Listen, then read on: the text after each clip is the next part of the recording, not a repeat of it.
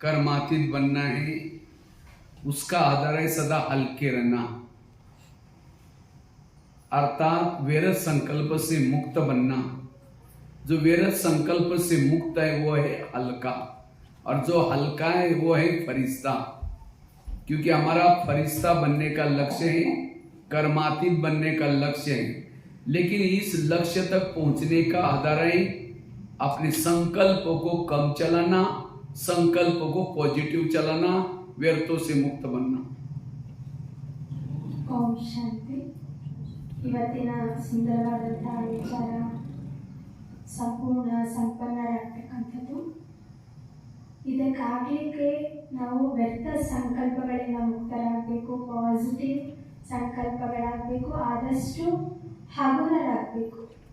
ನಾವು ಸಂಪೂರ್ಣರಾಗಬೇಕು ಅಂತ ಹೇಳಿದ್ರೆ ಹಗುರತೆ ಅನ್ನೋದು ಎಷ್ಟು ಇರುತ್ತೋ ಅಷ್ಟರ ಮಟ್ಟಿಗೆ ನಮ್ಮಲ್ಲಿ ನೆಗೆಟಿವ್ ಸಂಕಲ್ಪಗಳಿಂದ, ವ್ಯರ್ಥ ಸಂಕಲ್ಪಗಳಿಂದ ಮುಕ್ತರಾಗ್ತೀವಿ, ಮತ್ತು ಪಾಸಿಟಿವ್ ಸಂಕಲ್ಪಗಳು ಇರುತ್ತೆ. ಸೊ ಕಡಿಮೆ ಸಂಕಲ್ಪಗಳು ಕೂಡ ಆಗಬೇಕು. ಈ ಒಂದು ಆಧಾರದ ಮೇಲೆ ನಮ್ಮ ಹಗುರತೆ ಅನ್ನುವಂಥದ್ದು ಇರುತ್ತೆ. ಆ ಟಾಪಿಕ್ ಮೇಲೆ ಇವತ್ತು ನಾವು ಮಾತಾಡ್ತಿದ್ದೀವಿ ಅಂತ ಅಣ್ಣವ್ರು ಹೇಳ್ತಿದ್ದಾರೆ. वास्तव में हमारे फरिश्ता बनने का आधार है पॉजिटिव रहना, सकारात्मक रहना, व्यर्थों से मुक्त बनना।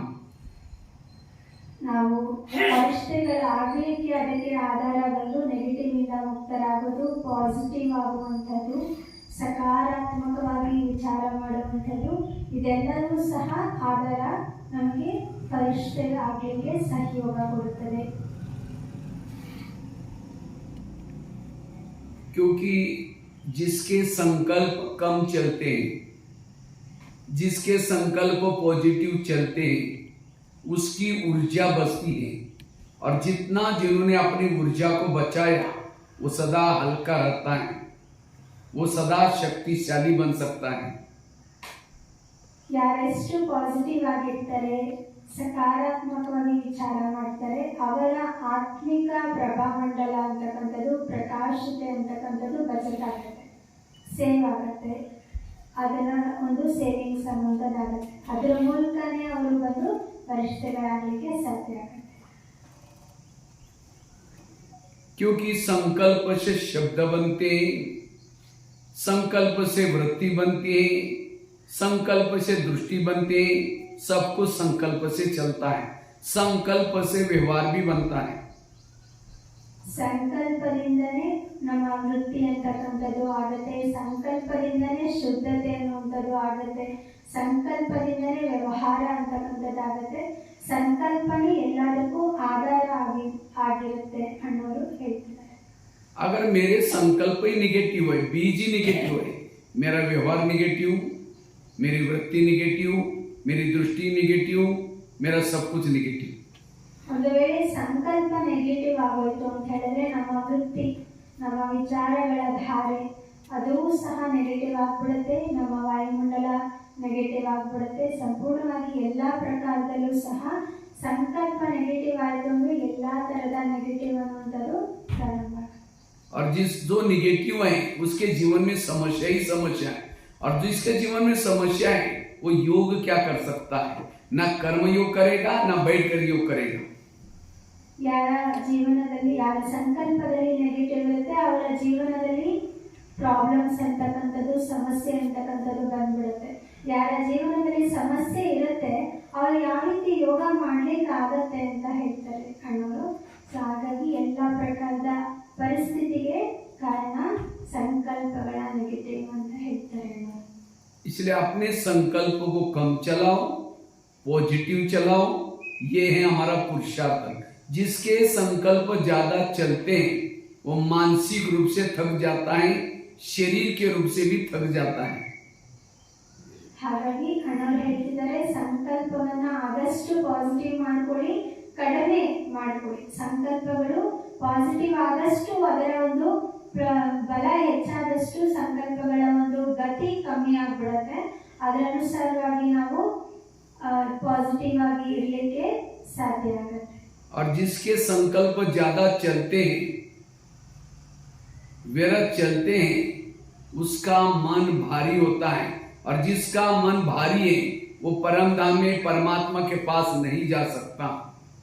ಯಾರ ಸಂಕಲ್ಪ ವ್ಯರ್ಥದಿಂದ ಇರುತ್ತೆ, ಯಾರ ಸಂಕಲ್ಪ ತುಂಬಾ ಜಾಸ್ತಿ ಇರುತ್ತೆ, ಅವರು ಪರಂಧಾಮದ ಸ್ಥಿತಿಯನ್ನು ಅನುಭವ ಮಾಡ್ಲಿಕ್ಕಾಗಲ್ಲ. ಅವರ ಮನಸ್ಸು ಸಿಕ್ಕಾಪಟ್ಟೆ ಭಾರಿತನ, ತುಂಬಾ ಭಾರವಾಗಿರುತ್ತೆ. ಅವರ ಮನಸ್ಸು ತುಂಬಾ ಭಾರವಾಗಿರೋ ಕಾರಣ ಪರಂಧಾಮ ಸ್ಥಿತಿಯನ್ನು ಅನುಭವ ಮಾಡೋದಕ್ಕಾಗೋದಿಲ್ಲ. और जिसके संकल्प ज्यादा चलते हैं उसकी बुद्धि अस्वच्छ बन जाती है, और अस्वच्छ बुद्धि से ना परमात्मा को देख सकता है न परम धाम देख सकता है। ಯಾರ ಮನಸ್ಸು ತುಂಬಾ ಹೆಚ್ಚಿನದಾಗಿ ಸಂಕಲ್ಪವನ್ನ ರಚನೆ ಮಾಡುತ್ತೆ, ಅವರ ಬುದ್ಧಿಯು ಕೂಡ ಅಶುದ್ಧಿ ಆಗ್ಬಿಡುತ್ತೆ. ಅಶುದ್ಧಿಯಾಗಿರ್ತಕ್ಕಂಥ ಬುದ್ಧಿ ಅಂದ್ರೆ ಒಳಗಿನ ಕಣ್ಣು, ಅದು ಪರಂಧಾಮ ಸ್ಥಿತಿಯನ್ನು ಅನುಭವ ಮಾಡೋದಕ್ಕೆ ಆಗೋದಿಲ್ಲ. और जिनके संकल्प ज्यादा चलते हैं, विरत चलते हैं, उसको देह भान आता है। देह भान क्या है? जिसके मन में निगेटिव विचार है उसे देह भान क्रिएट होता है। ಯಾರ ಸಂಕಲ್ಪದಲ್ಲಿ ವ್ಯರ್ಥ ಅಂತಕ್ಕಂಥದ್ದು ಅಧಿಕವಾಗಿರುತ್ತೆ, ಅದು ಸಹಜವಾಗಿ ನಮ್ಮನ್ನ ದೇಹದ ಆಕರ್ಷಣೆಯಲ್ಲಿ ತಂದ್ಬಿಡುತ್ತೆ. ಸೊ ದೇಹದ ಸೆಳೆತ ಅಂದ್ರೆ ಏನು? ಅವರಲ್ಲಿ ಯಥೇಚ್ಛವಾಗಿ ವ್ಯರ್ಥದ ಯೋಚನೆಗಳು ಇರುತ್ತೆ ಅಂತ ನಾವು ತಿಳಿಸ್ಕೊ.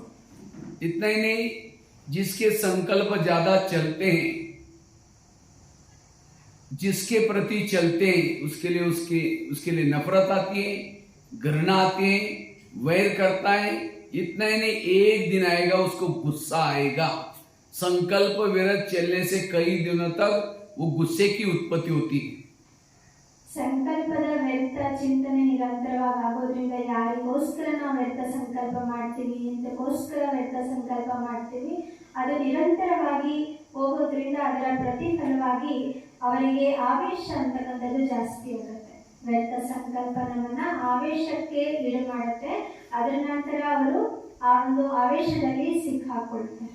और जिसके संकल्प ज्यादा चलते योग में बैठेगा, शुरू करता है मैं आत्मा हूं शांत स्वरूप हूं, फिर कहेंगे मेरे उन्होंने क्यों बोला, फिर कहेंगे ठीक है मैं आत्मा हूं शांत स्वरूप हूं, फिर कहेंगे 15 दिन पहले भी तो बोला था, फिर कहेंगे मैं आत्मा हूं, फिर कहेंगे सबके बीच में क्यों बोला। वो आत्मचिंतन परमात्मा चिंतन नहीं कर सकता। ಯಾರಿಗೆ ಈ ರೀತಿ ನಿರಂತರ ವ್ಯರ್ಥ ಸಂಕಲ್ಪ ನಡೀತಿರುತ್ತೆ, ಅವರು ಯೋಗದಲ್ಲಿ ಕೂತಾಗೂ ಸಹ ನಾನು ಆತ್ಮನಾಗಿದ್ದೀನಿ ಅಂತ ಸಂಕಲ್ಪ ಮಾಡ್ತಾರೆ. ಅವ್ರು ಯಾಕೆ ಬಂದ್ರು ಅನ್ನೋ ಥಾಟ್ ಬರುತ್ತೆ.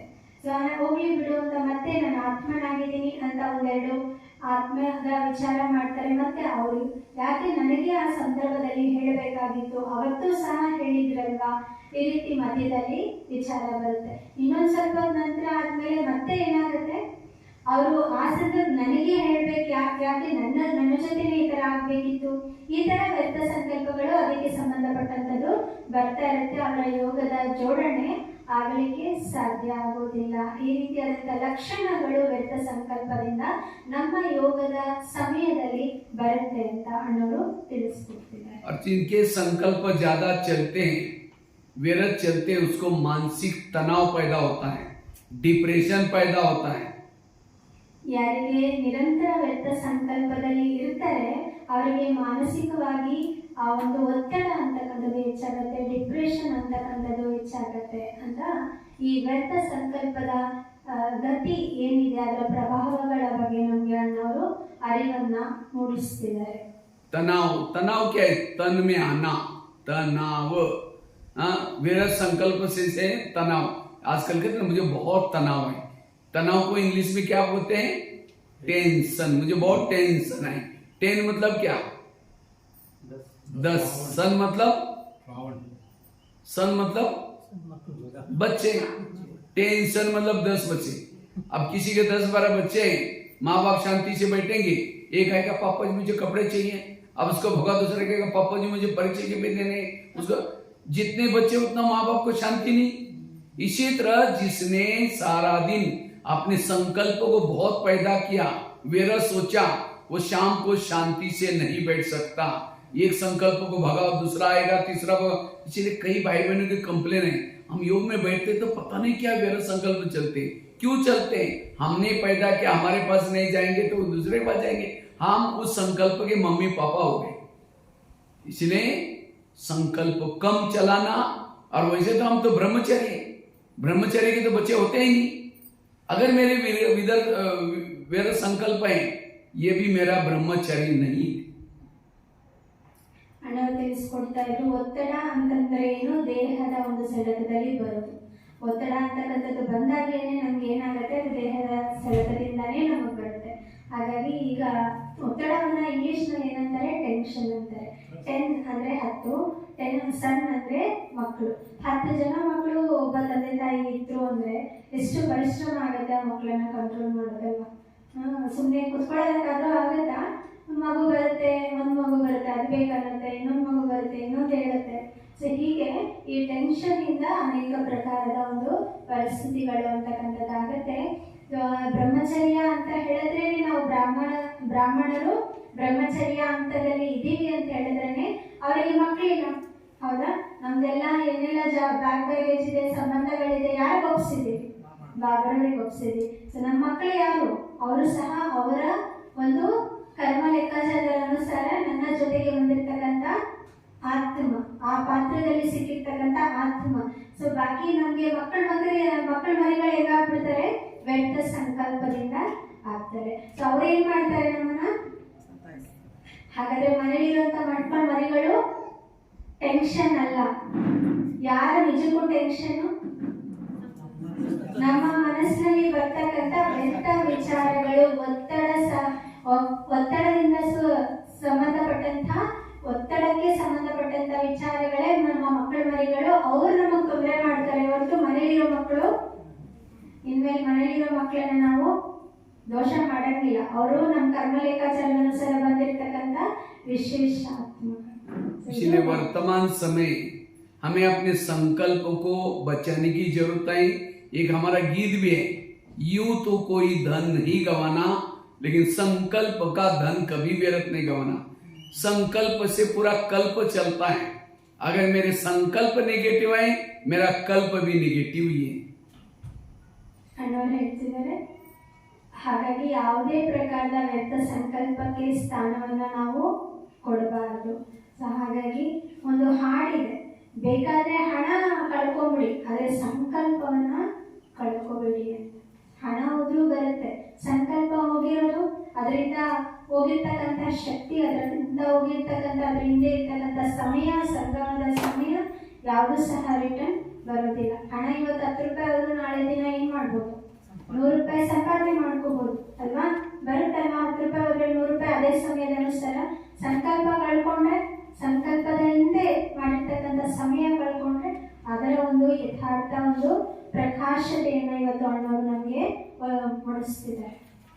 ज्यादा संकल्प जब जिसके चलते हैं उसको रात को चैन की नींद नहीं आती, वो करवट बदलता रहता है। क्यों हुआ, मेरे साथ क्यों हुआ? इसलिए आजकल लोग क्या करते हैं, नींद आने के लिए नींद की दवाई लेती है, तो भी नींद नहीं आ रही, जिसको कहते हैं डिप्रेशन। ಹಾಗಾಗಿ ವ್ಯರ್ಥ ಸಂಕಲ್ಪವು ಯಾರಿಗೆ ನಡೆಯುತ್ತೆ ಅವರಿಗೆ ರಾತ್ರಿಯಲ್ಲಿ ಒಳ್ಳೆಯ ನಿದ್ರೆಯೂ ಸಹ ಬರೋದಿಲ್ಲ. ಅದಕ್ಕೋಸ್ಕರ ಏನ್ ಮಾಡ್ತಾರೆ, ಇತ್ತೀಚಿನ ದಿನಗಳಲ್ಲಿ ಒತ್ತಡದಲ್ಲಿ ಇರ್ತಕ್ಕಂಥವ್ರು ಮಾತ್ರೆಗಳನ್ನ ತಗೊಳ್ತಾರಲ್ಲ, ಡಿಪ್ರೆಷನ್ ಮಾತ್ರೆಗಳನ್ನ ತಗೊಳ್ತಾರೆ. ನೋಡಿ, ಈ ರೀತಿಯಾದಂತಹ ಅನೇಕ ಪ್ರಕಾರದ ವ್ಯರ್ಥ ಸಂಕಲ್ಪಗಳಿಂದ ಬರ್ತಕ್ಕಂಥ ತೊಂದರೆಗಳ ಒಂದು ಬಗ್ಗೆ ಪ್ರಕಾಶತೆಯನ್ನ ಅಣ್ಣವರು ಚೆಲ್ತಿದ್ದಾರೆ. जिस घर में संकल्प निगेटिव चलते हैं वहां शांति नहीं होगा, वहां सुख नहीं होगा, वहां पानी के मटके भी सूख जाएंगे, वहां लक्ष्मी वास नहीं कर सकती, बरकत नहीं आ सकती। ಯಾರ ಮನೆಯಲ್ಲಿ ವ್ಯರ್ಥ ಸಂಕಲ್ಪ ನಡೆಯುತ್ತೆ ಆ ಮನೆಯಲ್ಲಿ ಸುಖ ಶಾಂತಿ ಇರೋದಿಲ್ಲ. ಒಂದು ಅಲ್ಲಿನ ಒಂದು ಮಡಿಕೆಯನ್ನು ಕೂಡ, ಮನೆಯ ಮಡಿಕೆಯನ್ನು ಕೂಡ ಏನಾಗ್ಬಿಡುತ್ತೆ, ಒಣಗೋಗ್ಬಿಡುತ್ತೆ. ಅಂದ್ರೆ ಅಷ್ಟರ ಮಟ್ಟಿಗೆ ಅಷ್ಟು ಒಂದು ಶಾಖ ಜಾಸ್ತಿ ಎಲ್ಲಿರುತ್ತೆ, ಕೋಪ ಒತ್ತಡ ಎಲ್ಲಿರುತ್ತೆ ಅಲ್ಲಿ ನೀರಿರುತ್ತಾ? ನೀರು ಯಾವ್ದರ ಸಂಕೇತ? ಶಾಂತಿಯ ಸಂಕೇತ. ಹಾಗಾಗಿ ಅಣ್ಣವ್ರು ಹೇಳ್ತಾರೆ, ಮಡಿಕೆಯನ್ನು ಕೂಡ ಅಲ್ಲಿ ಬತ್ತೋಗ್ಬಿಡುತ್ತೆ, ಲಕ್ಷ್ಮಿನೂ ಸಹ ವಾಸ ಆಗೋದಿಲ್ಲ. ಈ ರೀತಿಯಾದಂತಹ ಅನೇಕ ಪ್ರಕಾರದ ಪರಿಸ್ಥಿತಿಗಳು ಯಾವ್ದ್ರಿಂದ? ವ್ಯರ್ಥ ವಿಚಾರಗಳಿಂದ. व्यर्थ सोचने वाला दुखी है और पॉजिटिव सोचने वाला सुखी है। दुख और सुख की परिभाषा समझ लेना। अगर आप दुखी हैं आप नेगेटिव में, अगर आप सुखी हैं आप पॉजिटिव में। ಅಣ್ಣವರು ವ್ಯರ್ಥ ಮತ್ತು ಸಮರ್ಥತೆಯ ಬಗ್ಗೆ ತಿಳಿಸ್ಕೊಡ್ತಾ ಹೇಳ್ತಿದ್ದಾರೆ. ಎಲ್ಲಿ ವ್ಯರ್ಥ ಇರುತ್ತೆ ಅಲ್ಲಿ ಖಂಡಿತ ನೀವು ದುಃಖಿಯಾಗಿದ್ದೀರಾ. ನಿಮ್ಮ ಸ್ಥಿತಿ ದುಃಖ ಸ್ಥಿತಿಯಲ್ಲಿದೆ ಅಂದ್ರೆ ಅರ್ಥ ಮಾಡ್ಕೊಳ್ಳಿ, ಅದು ವ್ಯರ್ಥದಲ್ಲಿ ಹೋಗ್ತಿದೆ. ನಿಮ್ಮ ಸ್ಥಿತಿ ಚೆನ್ನಾಗಿದೆ, ಸುಖವಾಗಿದೆ, ಶಾಂತಿಯುತವಾಗಿದೆ ಅಂದ್ರೆ ಅದು ಖಂಡಿತ ಅಲ್ಲಿ ನೀವು ಪಾಸಿಟಿವ್ ಆಗಿ ಇರ್ತೀರಾ. ಇದು ಪರಿಭಾಷೆ, ವ್ಯರ್ಥ ಮತ್ತು ಸಮರ್ಥತೆಯ ಪರಿಭಾಷೆ ಅನ್ನುವಂಥದ್ದನ್ನು ತಿಳಿಸ್ತಿದ್ದಾರೆ.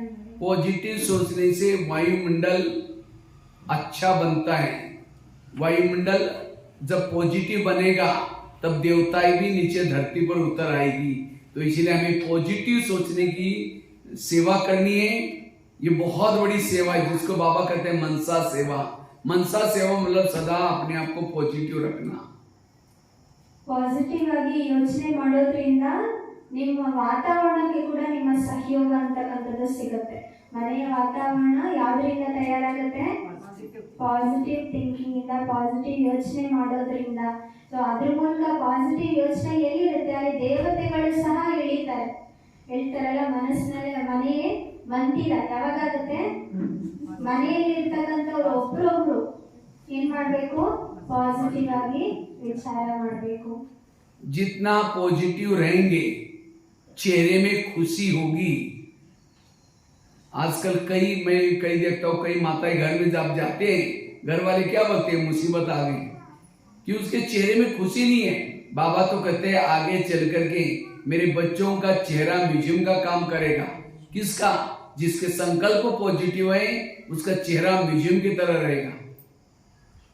ಅಣ್ಣವರು ತಿಳಿಸ್ಕೊಡ್ತಿದ್ದಾರೆ, ಪಾಸಿಟಿವ್ ಥಿಂಕಿಂಗ್ ಮಾಡೋರ ಮುಖದಲ್ಲಿ ಖುಷಿ ಅನ್ನುವಂಥದ್ದು ಸಹಜವಾಗಿರುತ್ತೆ. ಇವಾಗ ಯಾರಾದ್ರೂ ಮನೆಯಲ್ಲಿ ಹೋದಾಗ ಕೇಳಿದ್ರೆ ಏನಂತಾರೆ?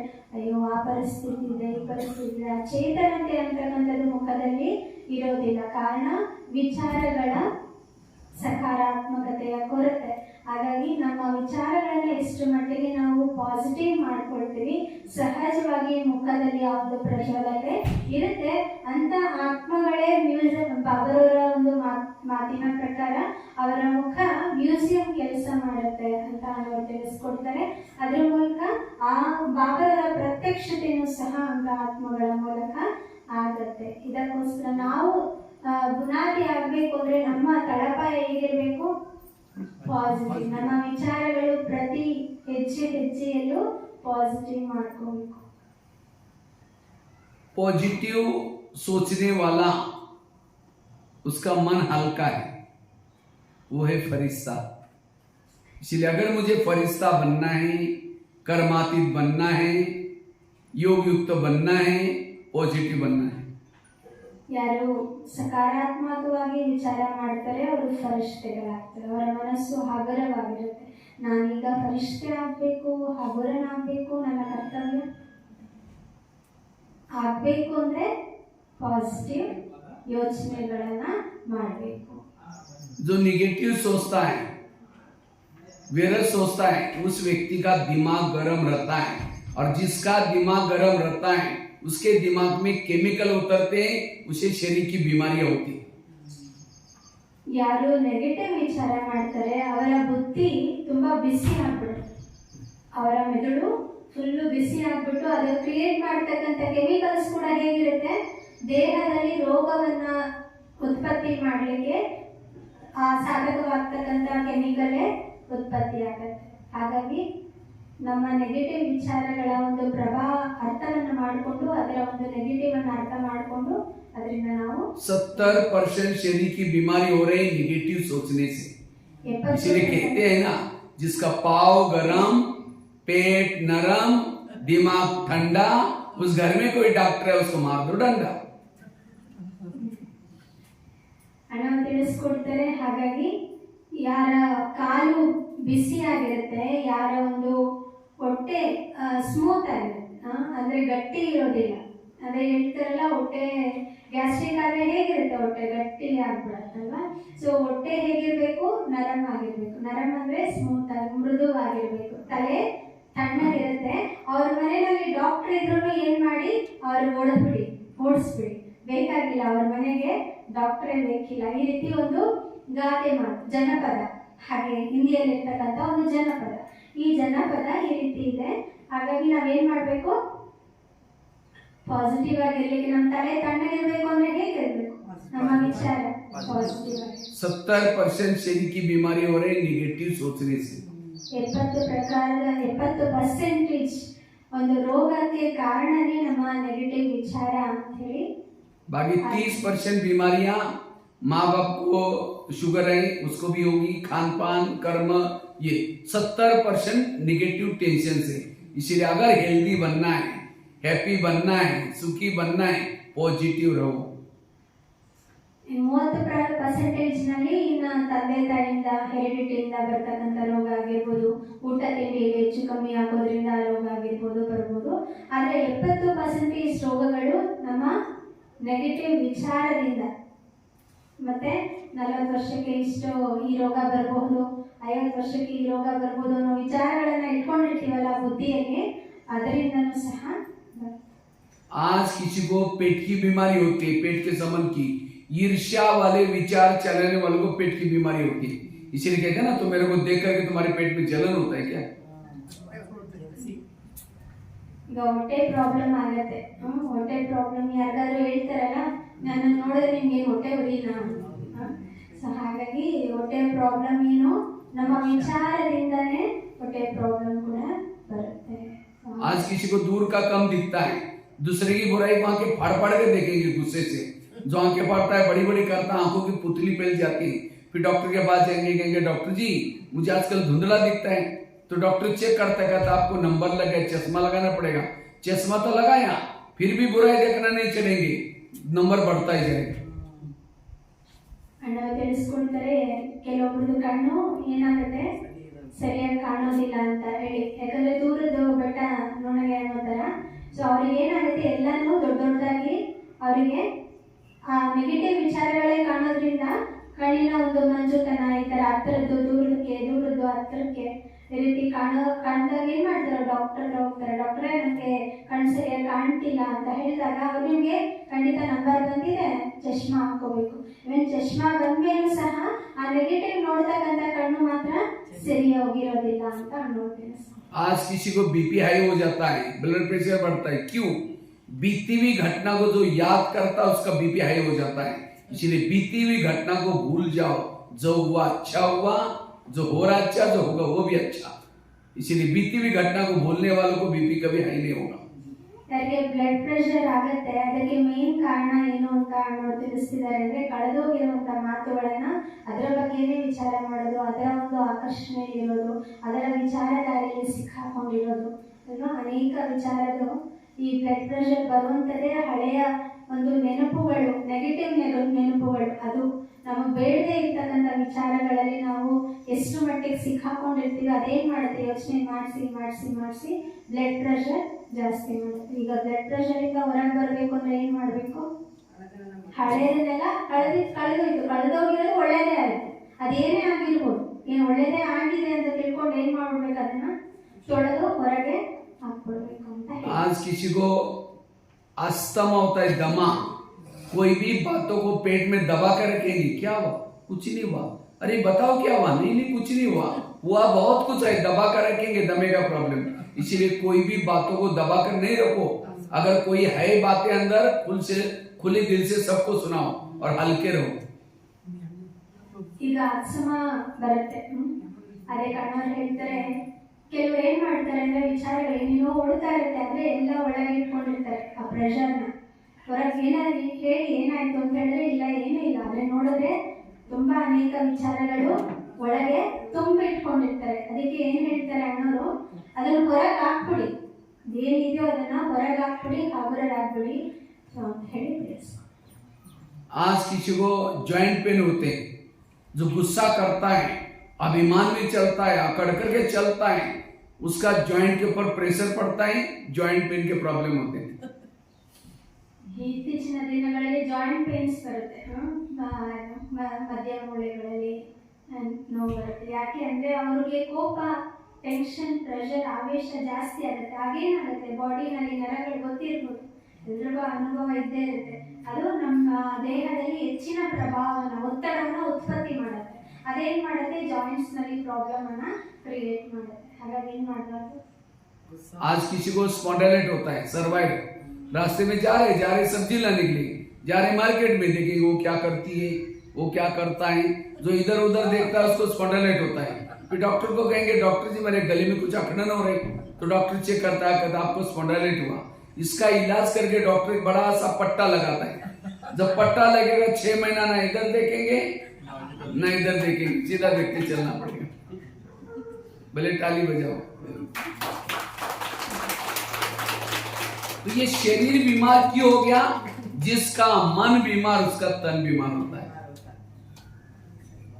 ಹಾಗೆ ಈಗ ಯಾರು ಕೊರಳಿನ ಪ್ರಾಬ್ಲಮ್ ಆಗುತ್ತೆ ಅಂತ ಇಟ್ಕೊಳ್ಳಿ. ಈಗ ಯಾರು ಮಾರ್ಕೆಟ್ಗೆ ಏನೋ ತಗೊಳಕ್ ಹೋಗಿರ್ತಾರೆ, ಆದ್ರೆ ಅವ್ರ ಕತ್ತೆ ಜಾಸ್ತಿ ಏನ್ ಮಾಡುತ್ತೆ, ಅವ್ರೇನ್ ಮಾಡ್ತಿದ್ದಾರೆ, ಇವ್ರೇನ್ ಮಾಡ್ತಾರೆ, ಇವ್ರೇನ್ ಮಾತಾಡ್ತಿದ್ದಾರೆ, ಹೀಗೆ ಜಾಸ್ತಿ ತಿರುಗತ್ತಲ್ಲ. ಒಂದಿನ ಹೋಗ್ತಾರೆ ಆ ಕತ್ ನೋವಿಗೆ ಡಾಕ್ಟರ್ ಹತ್ರ. ಡಾಕ್ಟರ್ ಏನ್ ಮಾಡ್ತಾರೆ, ಬೆಲ್ಟ್ ಹಾಕ್ಬಿಡ್ತಾರೆ ಕತ್ತಿಗೆ. ಹಂಗೂ ತಿರ್ಗಂಗಿಲ್ಲ, ಹಿಂಗೂ ತಿರ್ಗಂಗಿಲ್ಲ. ಹೌದಾ? ಸೊ ಹಾಗಾಗಿ ಅದೇನಾಯ್ತು, ನೇರವಾಗಿ ನೋಡ್ಬೇಕು ಆ ತರ. ಸೊ ಎಲ್ಲವೂ ಸಹ ಕಾರಣ. ಹಾ ಸರಿ, ಓಕೆ. తెలుగు वाला बात ఎలా గొంతు నొప్పి వస్తుంది కదా మనకి, గొంతు నొప్పి.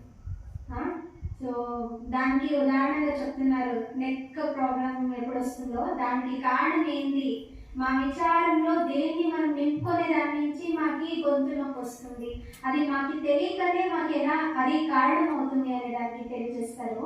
ఇప్పుడు మనం మార్కెట్ కన్నీ వెళ్తాం, అక్కడ ఏమో తీసుకోవాలనుకుని వెళ్తాం.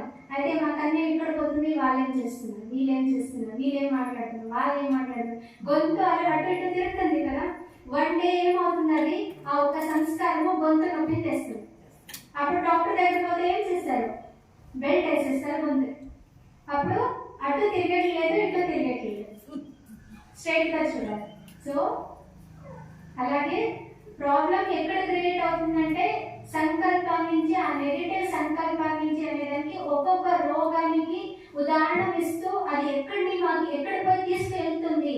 ఈ జాయింట్స్ పెయిన్ కానీ, గొంతు నొప్పి కానీ, అస్తమా కానీ, బ్లడ్ ప్రెషర్ కానీ, ఇదంతా బేస్ ఎక్కడుంది. 70% రోగం వచ్చి ఈ మా థింకింగ్ నుంచి వస్తుంది. ఎలా వస్తుంది అనే దానికి ఎక్స్ప్లెనేషన్ ఇస్తూ 30% రోగం వచ్చి మాకి భోజనం తినేదాని నుంచి, అంటే మిస్ మ్యాచ్ మా భోజనంలో పొరపాటున టైం చేంజెస్ ఇలా ఉండొచ్చు, లేదంటే మాకు ఏది అడ్జస్ట్ కాదో ఆ ఫుడ్ తినేదాని నుంచి కానీ, హెరిడిటీ నుంచి కానీ 30% ఇలా వస్తే కన్నా 70% ఆల్మోస్ట్ వచ్చి ఏమవుతుంది, మా థింకింగ్ నుంచి. మా థింకింగ్ లో ఆల్రెడీ డాక్టర్స్ ఫిక్స్ అయిపోయినారు. 40 years అయితే మీకు ఇది వచ్చే ఛాన్సెస్ ఉంటుంది, 50 years అయితే మీకు ఇది వచ్చే ఛాన్సెస్ ఉంటుంది. ఎవరి బుద్ధిలో ఇదంతా ఫిక్స్ ఉంది అంటే మీకు 40 ఏళ్ళు అయిపోయిందండి, ఫస్ట్ ఇది వస్తుంది, మీరు చెక్ చేసుకోండి అని ఎవరు చెప్తారు కదా. సో దానికి ఇలాంటి విచారంలో మనం ఫిక్స్ చేసి పెట్టుకున్నాము, ఇదే కారణము అనే దానికి ఎక్స్ప్లెనేషన్ ఇస్తూ మమ్మల్ని నవ్విస్తూ మాకు ఆ ఒక విచారంలో ప్రకాశాన్ని इसलिए ये ब्रह्मा कुमारी का केंद्र केवल सत्युग में जाने के लिए नहीं, ये ब्रह्मा कुमारी का केंद्र एक हॉस्पिटल है. बाबा कहते हैं ना, हॉस्पिटल कम यूनिवर्सिटी खोलो. ये प्रिंसेस का कॉलेज भी है और एक हॉस्पिटल भी है. आज दुनिया में हॉस्पिटल तो बहुत है, लेकिन मन को ठीक करने वाला कोई हॉस्पिटल नहीं है. और इसलिए एक दिन आएगा यहाँ लोगों की लाइन लगेगी. ఇలా బాబా తెలియజేస్తారు, ఇది హాస్పిటల్ కమ్ యూనివర్సిటీ అని కదా. సో ఒక రోజు వస్తుంది, హాస్పిటల్ అందరూ ఈ ప్రపంచంలో ఉన్న మొత్తం ఇక్కడికి వస్తారు అనేది.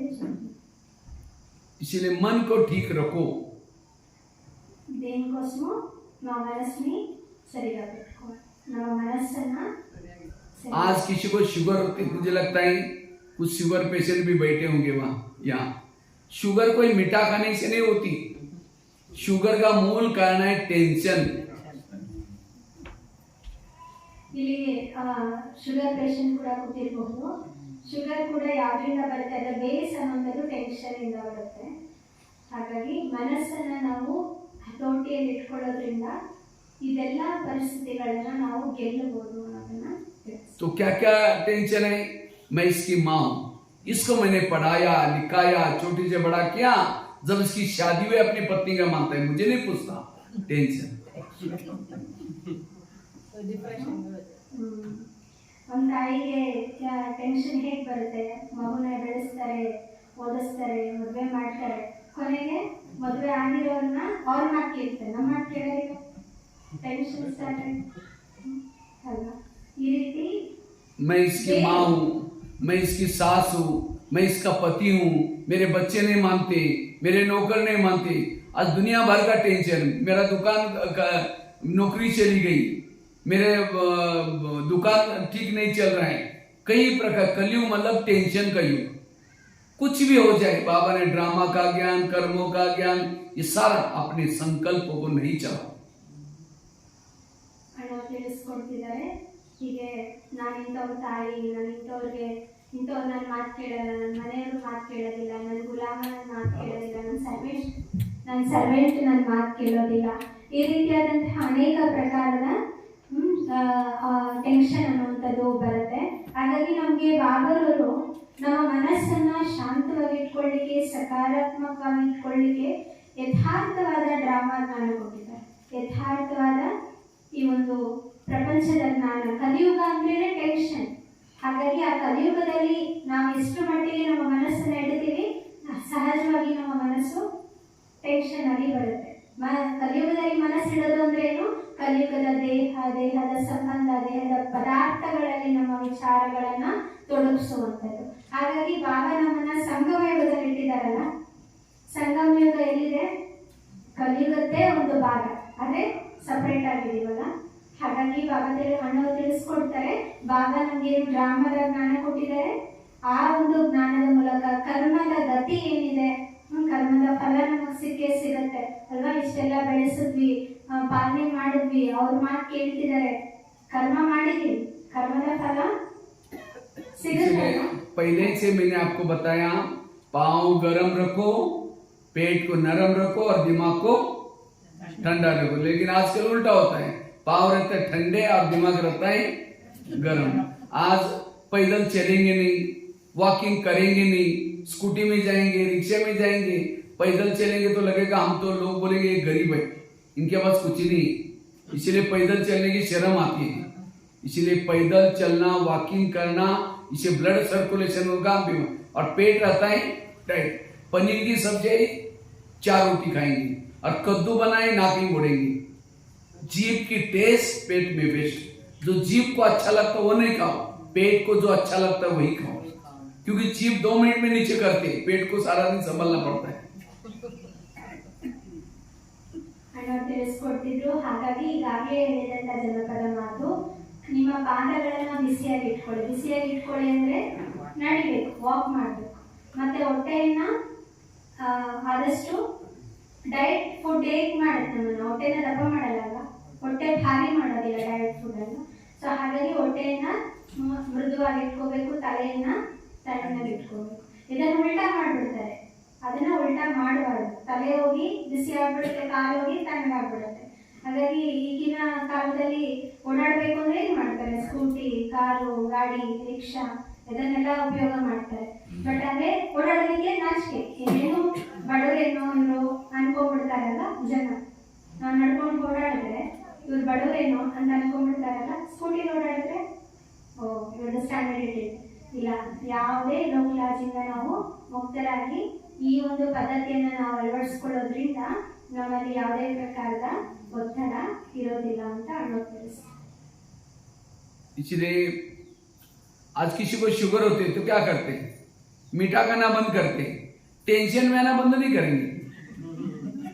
इसलिए टेंशन में आना बंद करो, सारी बीमारियों से मुक्त बन जाएंगे।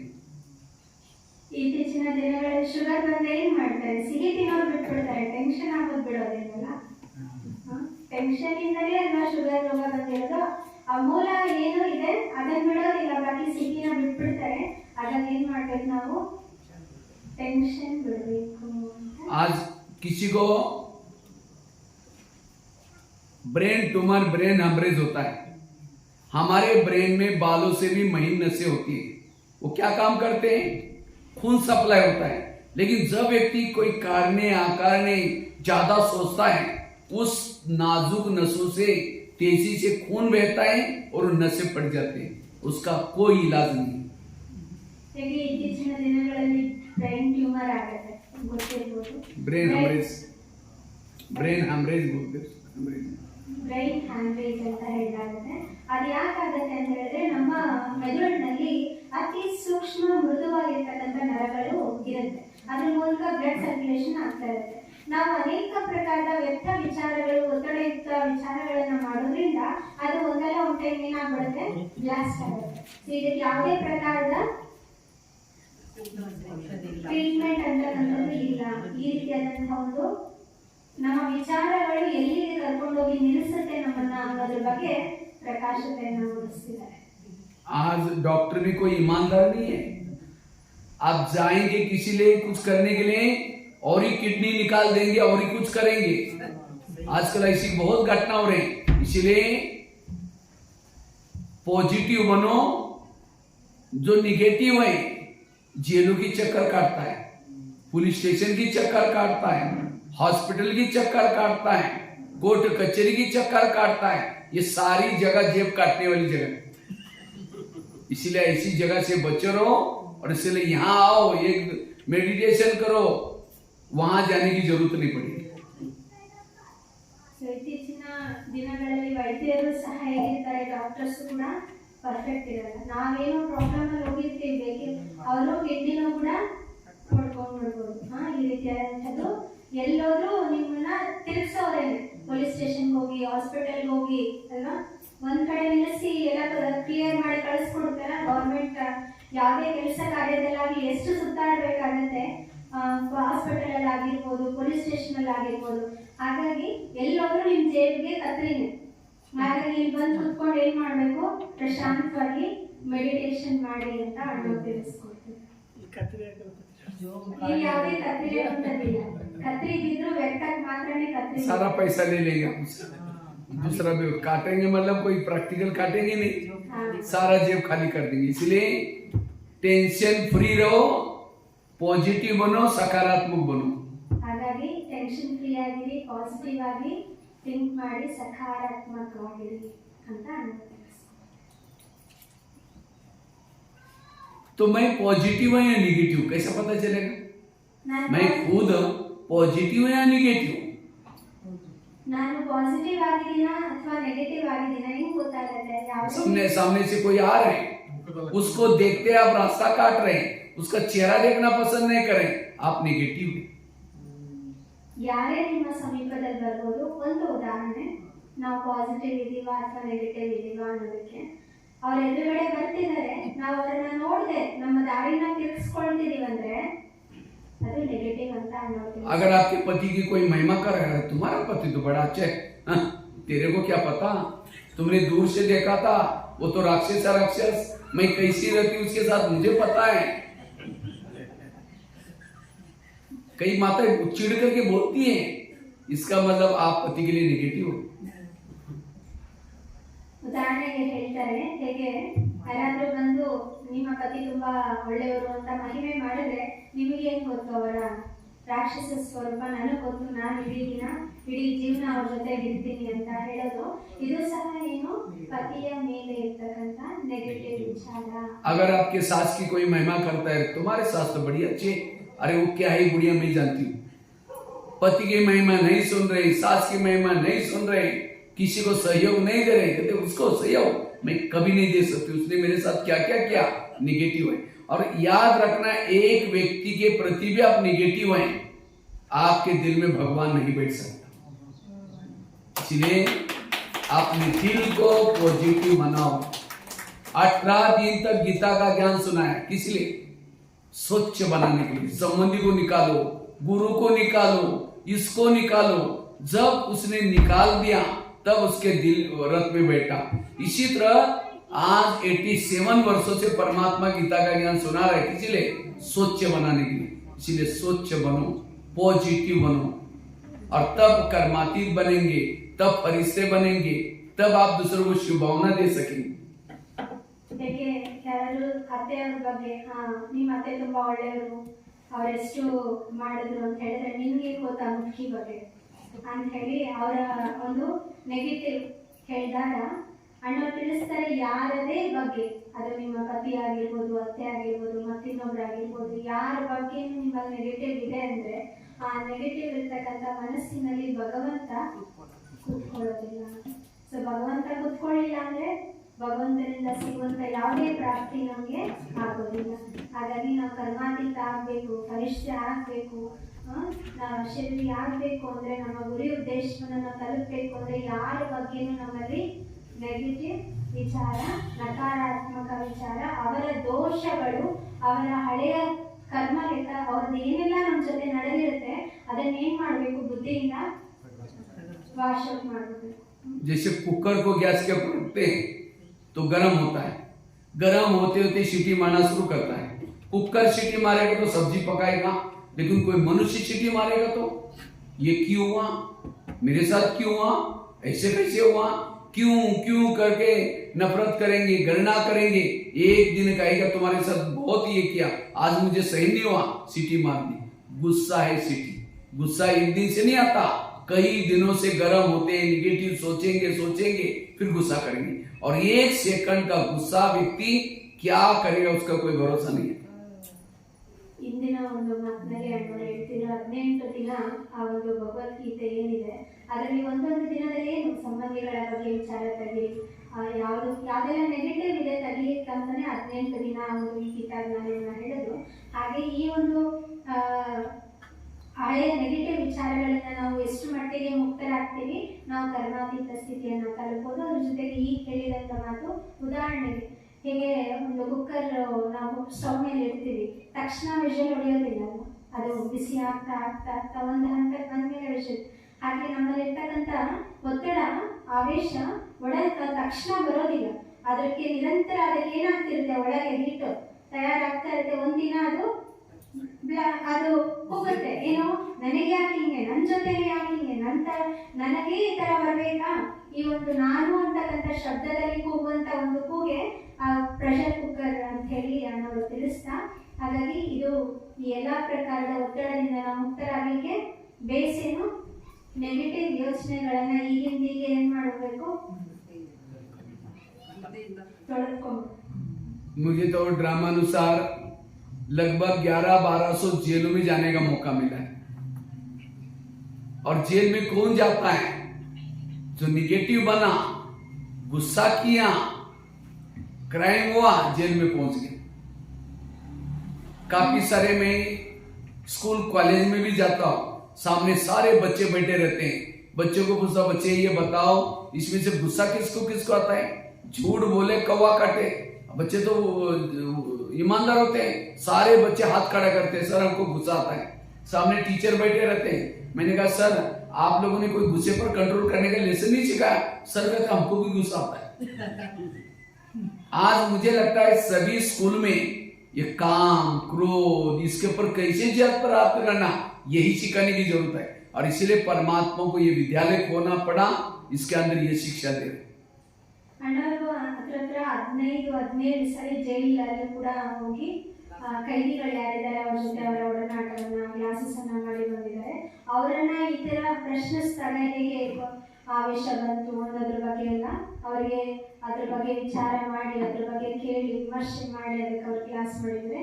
ಇದೇ ರೀತಿ ಸ್ಕೂಲ್ಸ್ ಅಲ್ಲೂ ಕೂಡ ಮಕ್ಕಳಿಗೆ ಹೋಗಿ ಕ್ಲಾಸ್ ಮಾಡಬೇಕಾದಾಗ ಈ ಮಕ್ಕಳೇ ನಿಮ್ಗೆ ಯಾರಿಗೆಲ್ಲ ಕೋಪ ಬರುತ್ತೆ ಕೈ ಎತ್ತಿ ಅಂತ ಹೇಳಿದ್ರೆ, ಸುಳ್ಳು ಹೇಳಿದ್ರೆ ಅದೇ ಹೇಳ್ತಾರಲ್ಲ ಒಂದು ಗಾದೆ ಮಾತು, ಸುಳ್ಳು ಹೇಳಿದ್ರೆ ಇದು ಕಾಗೆ ಕಚ್ಚುತ್ತೆ ಅಂತ.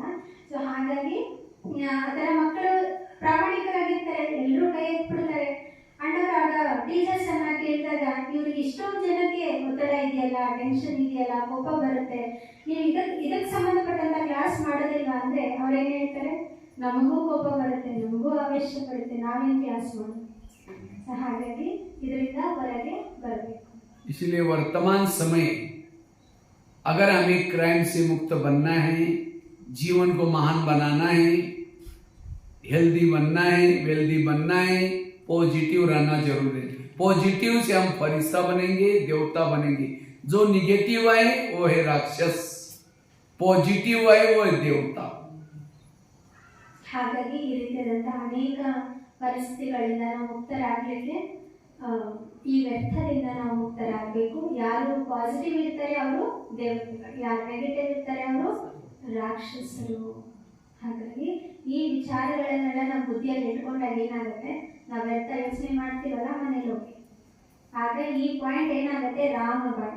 ಅದಕ್ಕೆ ಬಾಬಾ ಹೇಳ್ತಾರಲ್ಲ, ಬಾಣ ಹೆಂಗ್ ಬಿಡ್ಬೇಕು, ಅಸ್ತ್ರ ಶಸ್ತ್ರಗಳು ಏನು, ಇಂಥ ವಿಚಾರಗಳನ್ನ ನಮಗೆ ಬರ್ತಕ್ಕಂಥ ಆವೇಶಕ್ಕೆ ಉಪಯೋಗ ಮಾಡಿದಾಗ ಅದೇ ನಮಗೇನಾಗುತ್ತೆ, ಅಸ್ತ್ರ ಶಸ್ತ್ರವಾಗುತ್ತೆ. ಅದನ್ನೇ ನಮ್ಗೆ आज टीवी खोलो निगेटिव, किसी के पास जाकर के बैठो निगेटिव, अखबार खोलो निगेटिव। इसलिए यहाँ रोज आना है, ये है पॉजिटिव का स्रोत, मुरली है पॉजिटिव का स्रोत। ನೀವು ಯಾರ ಮುಂದೆ ಕೂತ್ಕೊಳ್ಳಿ, ಟಿವಿ ಓಪನ್ ಮಾಡಿ, ಪತ್ರಿಕೆಯನ್ನು ಓಪನ್ ಮಾಡಿ, ಎಲ್ಲದರಲ್ಲೂ ನೆಗೆಟಿವ್ ಆಗ್ತದೆ ಇರುತ್ತೆ. ಹಾಗಾಗಿ ನಾವು ಅದರಿಂದ ಮುಕ್ತರಾಗಬೇಕು ಅಂದ್ರೆ ಈ ಸ್ಥಾನ ನಾವು ಸಂಪೂರ್ಣವಾಗಿ ಉಪಯೋಗ ಮಾಡ್ಕೋಬೇಕು. ಇದೇ ಪಾಸಿಟಿವ್ಗೆ ಇರ್ತಕ್ಕಂಥ ಮೂಲಾಧಾರ, ಮುರುಳಿ ನಮಗೆ ಪಾಸಿಟಿವ್ಗೆ ಇರ್ತಕ್ಕಂಥ ಮೂಲಾಧಾರ. ಇದನ್ನು ನಾವು ಸಂಪೂರ್ಣವಾಗಿ ಉಪಯೋಗ ಮಾಡ್ಕೋಬೇಕು ಅಂತ. पॉजिटिव विचार आत्मा का भोजन है, और जो आत्मा को पॉजिटिव का भोजन देता है वो तृप्त बन जाता है, और जो निगेटिव का भोजन देता है उसके अंदर विकार पैदा होते हैं। काम विकार क्यों हो रहे हैं? क्योंकि काम विकार वाले विचार दी, टीवी देखी, सीरियल देखी, जैसा जिसने विचार दिया वैसे विकार पैदा होते हैं। ಹಾಗಾಗಿ ನಮ್ಮ ವಿಚಾರಗಳನ್ನ ಪಾಸಿಟಿವ್ ಆಗಿ ಇಟ್ಕೊಳ್ಬೇಕಾಗಿದೆ. ಈಗ ಟಿವಿಯಲ್ಲಿ ಏನಿದೆ, ಟಿವಿ ಎಲ್ಲ ನೋಡ್ತೀವಿ, ಸೀರಿಯಲ್ಸ್ ನೋಡ್ತೀವಿ, ಅದರಿಂದ ಏನಾಗುತ್ತೆ, ವಿಕಾರಗಳ ಜನ್ಮನೇ ಆಗುತ್ತೆ. ಕಾಮ ವಿಕಾರ ಎಲ್ಲಿಂದ ಬರುತ್ತೆ ಅಲ್ವಾ? ಅದಕ್ಕೆ ಅದಕ್ಕೆ ಸಂಬಂಧಪಟ್ಟಂತ ಒಂದು ದೃಶ್ಯಗಳನ್ನ ನಾವು ನೋಡೋದ್ರಿಂದ, ಸೀರಿಯಲ್ಸ್ ಅನ್ನ ನೋಡೋದ್ರಿಂದ ನಮಗೆ ಬರುತ್ತೆ. ಇದರಿಂದ ಎಲ್ಲ ಮುಕ್ತರಾಗಿ ನಾವೇನ್ ಮಾಡ್ಬೇಕು, ನಮ್ಮ ಜೀವನವನ್ನ ಪಾಸಿಟಿವ್ ಆಗಿ ಇಟ್ಕೊಳ್ಬೇಕು. ಅಂದ್ರೆ ಅದಕ್ಕೆ ನಾವು ಸಮಯವನ್ನ ಕೊಟ್ಟು ಇಂಥ ಸ್ಥಾನಗಳನ್ನು ನಾವು ಸದುಪಯೋಗ ಮಾಡ್ಕೋಬೇಕು ಅಂತ ಹೇಳ್ತೀವಿ. गाड़ी के अंदर पेट्रोल डाल दो, वही पेट्रोल का पाइप ड्राइवर के मुंह में डालो, क्या हो जाएगा? गाड़ी का भोजन है पेट्रोल डीजल, ड्राइवर का भोजन है सब्जी दाल रोटी। शरीर गाड़ी है, इसका भोजन है सब्जी दाल रोटी, लेकिन इसको चलाने वाला ड्राइवर है आत्मा, इसका भोजन है पॉजिटिव विचार। ब्रह्मा कुमारी का केंद्र आत्मा रूपी ड्राइवरों को भोजन करने का डाइनिंग हॉल है। ಅಣ್ಣ ತಿಳಿಸ್ಕೊಡ್ತಿದ್ರು, ನಮ್ಮ ಪಾಸಿಟಿವ್ ವಿಚಾರಗಳೇ ನಮಗೇನು ಊಟದ ಸಮಾನ. ಆ ಊಟ ಎಲ್ಲಿ ಸಿಗತ್ತೆ, ಇಂಥ ಒಂದು ಬ್ರಹ್ಮಕುಮಾರಿ ಸ್ಥಾನಗಳಲ್ಲಿ ಇದೊಂದು ರೀತಿ ಡೈನಿಂಗ್ ಪ್ಲೇಸ್ ಅಂತ ಅಣ್ಣ ತಿಳಿಸ್ಕೊಡ್ತಾರೆ. ಈಗ ಪೆಟ್ರೋಲ್ ಗಾಡಿಗೆ ಹಾಕ್ತೀವಿ, ಆ ಪೈಪಿಂದ ಹಾಕ್ತಾರಲ್ಲ, ಆ ಪೈಪನ್ನ ಎತ್ಕೊಂಡೋಗಿ ಮನುಷ್ಯನ ಬಾಯಿಗೆ ಹಾಕ್ಬಿಟ್ರೆ ಏನಾಯ್ತು ಅವನ ಪರಿಸ್ಥಿತಿ. ಹಾಗಾಗಿ ಈ ದೇಹಕ್ಕೆ ಬೇಕು ಊಟ, ತಿಂಡಿ, ದಾಲ್ ರೋಟಿ ಇದೆಲ್ಲ ಬೇಕಾಗುತ್ತೆ. ಆದರೆ ಆತ್ಮಕ್ಕೆ ಏನ್ ಬೇಕು, ಶುದ್ಧ ವಿಚಾರಗಳು, ಪವಿತ್ರ ವಿಚಾರಗಳು, ಸಕಾರಾತ್ಮಕ ವಿಚಾರಗಳು. ಅದೆಲ್ಲಿ ಸಿಗುತ್ತೆ, ಇಂಥ ಒಂದು ಬ್ರಹ್ಮಕುಮಾರಿಸನ ಮುರಳಿಯಲ್ಲಿ ಬಾಬಾ ನಮ್ಗೆ ಏನು ಶಿವ ತಂದೆ ಮುರಳಿಯ ಒಂದು ಅಮೃತವನ್ನ ಕೊಡ್ತಾರೆ, ಅದ್ರ ಮೂಲಕ ನಮ್ಗೆ ಸಿಗತ್ತೆ. ಅದ್ರ ಆ ರೂಪದಲ್ಲಿ ಈ ದೇವಿ ಸ್ಥಾನ ಏನಾಯ್ತು, ಡೈನಿಂಗ್ ಪ್ಲೇಸ್, ಆತ್ಮದ ಡೈನಿಂಗ್ ಪ್ಲೇಸ್. ಪ್ರತಿದಿನ ಬಂದು, इसलिए आजकल डॉक्टर के पास जाते हैं तो क्या कहते हैं, खुश रहो, ज्यादा टेंशन में नहीं आओ, लेकिन उसके लिए कोई टैबलेट देता है? हाँ, कई लोग खुश होने के लिए कहाँ जाते हैं, लाफिंग क्लब नहीं जाते। आजकल लाफिंग क्लब बनाते हैं हर शहरों में। अब बगीचे में जाएंगे, हाथ ऊपर करेंगे, हाँ हाँ हाँ करेंगे, घर में आते पत्नी का मुंह देखते चेहरा डाउन हो गया। ಹಾಗಾಗಿ ಡಾಕ್ಟರ್ ಹತ್ರ ಹೋದಾಗ ಇತ್ತೀಚಿನ ದಿನಗಳಲ್ಲಿ ಯಾವುದೇ ರೋಗ ಬಂದರೂ ಸಹ, ಯಾವುದೇ ರೋಗಕ್ಕೆ ನಾವು ತಪಾಸಣೆಗೆ ಚಿಕಿತ್ಸೆಗೆ ಹೋದಾಗ ಡಾಕ್ಟರ್ ಏನಂತಾರೆ, ಟೆನ್ಷನ್ ತಗೋಬೇಡಿ, ಖುಷಿಯಾಗಿ ಖುಷಿಯಾಗಿದೆ. ಅದೇ ಖುಷಿಗೆ ಏನಾದ್ರು ಮಾತ್ರೆ ಕೊಡ್ತಾರೆ ಅವರು, ಖಂಡಿತ ಇಲ್ಲ. ಸೊ ಆದ್ರೆ ಈ ಖುಷಿಯಾಗಿರ್ಲಿಕ್ಕೆ ಏನೆಲ್ಲ ಮಾಡ್ತಾರೆ, ಇತ್ತೀಚಿನ ಏನೆಲ್ಲ ಪ್ರಯತ್ನಗಳನ್ನು ಮಾಡ್ತಾರೆ. ಲಾಫಿಂಗ್ ಕ್ಲಬ್ ಅಂತ ಹೋಗ್ತಾರೆ, ಅಲ್ಲಿ ಕೈ ಮೇಲೆ ಎತ್ಬಿಟ್ಟು ಜೋರಾಗಿ ನಗುವ ಒಂದು ಸೌಂಡ್ ಮಾಡ್ತಾರೆ. ಆದ್ರೆ ಅವ್ರ ಮನೆಗೆ ಬಂದು ಮನೆಯವ್ರನ್ನ ನೋಡಿದ ತಕ್ಷಣ ನಗು ಸಮಾಪ್ತಿ ಆಗೋದು. ಸೊ ಅಂತ ಒಂದು ನಗು ಅಲ್ಲ, ನಿರಂತರವಾಗಿರ್ತಕ್ಕಂಥ ಆತ್ಮಿಕ ಖುಷಿ ಅಂತಕ್ಕಂಥದ್ದು ಅಲ್ಲೇ ತಿಳಿಸ್ತು ನಾನು लास्ट में बता देने सब पूरा ऐसा रिकॉर्डिंग हो रही है ना। हाँ, तेलुगु का लास्ट में लास्ट में एक बारी कंप्लीट सार बता सार बता देंगे बहन जी, ठीक है। तेलुगु तेलुगु वाले कितने हाथ खड़ा करो। 3-4 तेलुगु वाले हाँ 4 कोई बात नहीं, बाद में बताएंगे क्योंकि ज्यादा कन्नड़ा वाले हैं सर। भाषा सुनते रहेंगे आत्मिक रूप से ना, जैसे आप हिंदी में बोलते बोलते भाई जी को रिएक्ट कर रहे हैं, मेरा कन्नड़ा में ट्रांसलेट ही नहीं हुआ, आपको कनेक्ट हो जाते हैं ना उनके साथ, ಅವ್ರ ಜೊತೆ ಕನೆಕ್ಟ್ ಆಗ್ಬಿಟ್ರೆ ನಿಮಗೆ ಅರ್ಥ ಆಗ್ಬಿಡುತ್ತೆ ಅಲ್ವಾ? ಹಾಗಾಗಿ ಕನೆಕ್ಟ್ ಆಗ್ಬೇಕು। इसलिए पॉजिटिव बनो। तो हम पॉजिटिव कैसे बने, ये तो आपको बताया कि निगेटिव से क्या क्या हो रहा है, पॉजिटिव बनना क्यों जरूरी है, कैसे हम इसे फरिश्ता बनेंगे। इसलिए पॉजिटिव, लेकिन हम बने कैसे उसके बारे में चर्चा करेंगे। ಇಲ್ಲಿವರೆಗೂ ಇಷ್ಟೊತ್ತು ನಮ್ಮ ಮಾತಿನ ಒಂದು ವಿಚಾರ ಯಾವುದರ ಮೇಲೆ ಇತ್ತು ಅಂತ ಹೇಳಿದ್ರೆ, ನೆಗೆಟಿವ್ ಇಂದ ನಷ್ಟ ಎಷ್ಟಾಗುತ್ತೆ, ಪಾಸಿಟಿವ್ ನ ಮಹತ್ವ ಏನು, ಇದೆಲ್ಲ ತಿಳಿಲಾಗಿತ್ತು। ಈಗ ಪಾಸಿಟಿವ್ ಹೆಂಗಿರ್ಬೇಕಪ್ಪ, ಪಾಸಿಟಿವ್ ಇರಬೇಕು ಎಲ್ಲರೂ ಹೇಳ್ತಾರೆ, ಹೆಂಗಿರೋದು? तो पॉजिटिव बनने के लिए सबसे पहली बात है कर्म गति को समझना। ಪಾಸಿಟಿವ್ ಆಗಿರ್ಲಿಕ್ಕೆ ಮೊದಲನೇ ಮಾತು ಕರ್ಮ ಗತಿಯನ್ನ ತಿಳ್ಕೋಬೇಕು। ಸಾಧಾರಣವಾಗಿ ಒಬ್ರು ಹೊಡೆದ ತಕ್ಷಣ ನಾವು ಹೊಡ್ಸ್ಕೊಂಡ್ಬಿಡ್ತೀವಿ, ಸುಮ್ಮನೆ ಹೋಗಿ ಗಾಂಧೀಜಿಗೆ ಒಂದು ಕೆಮ್ಮೆ ತೋರಿಸಿದ್ರು ಅಂತ ಹೇಳಿ ನಾವು ತೋರಿಸ್ಕೊಂಡಿರ್ತೀವ। तो आज हमें कर्मों का ज्ञान नहीं है, इसीलिए आज वो व्यक्ति निगेटिव है। कई कहते मैं इसके रास्ते में कभी जाती नहीं, मैंने इसका बुरा कुछ किया नहीं, फिर भी ये मेरे साथ ऐसी क्यों करती है। टाली कभी एक हाथ से नहीं बसती, टाली के लिए 2 हाथ चाहिए। अगर कोई व्यक्ति आपके साथ उल्टा सुल्टा कर रहे हैं, इसका मतलब आपने भी कभी किया था, भले इस जन्म में नहीं किया, कोई ना कोई जन्म में जरूर किया। ಹಾಗಾಗಿ ಅಣ್ಣ ತಿಳಿಸ್ಕೊಡ್ತಾ ಇದ್ರು, ಕರ್ಮದ ಗತಿಯ ಒಂದು ಗುಹ್ಯತೆಯನ್ನು ತಿಳ್ಕೊಳ್ಳೋದು ತುಂಬಾ ಮುಖ್ಯ ಆಗುತ್ತೆ। ಯಾವ್ದಾದ್ರು ನಮ್ಗೆ ಕೋಪ ಆವೇಶ ನೋವು ಯಾವಾಗ ಆಗುತ್ತೆ, ಇವ್ರು ಯಾಕೆ ನನ್ನ ಜೊತೆನೆ ಹಿಂಗ್ ಮಾಡ್ಬೇಕು, ನನಗೆ ಯಾಕೆ ಹೊಡಿಬೇಕು, ನನಗೆ ಈ ತೊಂದರೆ ಯಾಕೆ ಬರ್ಬೇಕು ಅಂತಿದ್ದಾಗ, ಸೊ ಒಂದು ಕೈಯಿಂದ ಯಾವತ್ತೂ ಕೂಡ ಶಬ್ದ ಬರಲಿಕ್ಕೆ ಸಾಧ್ಯ ಇಲ್ಲ।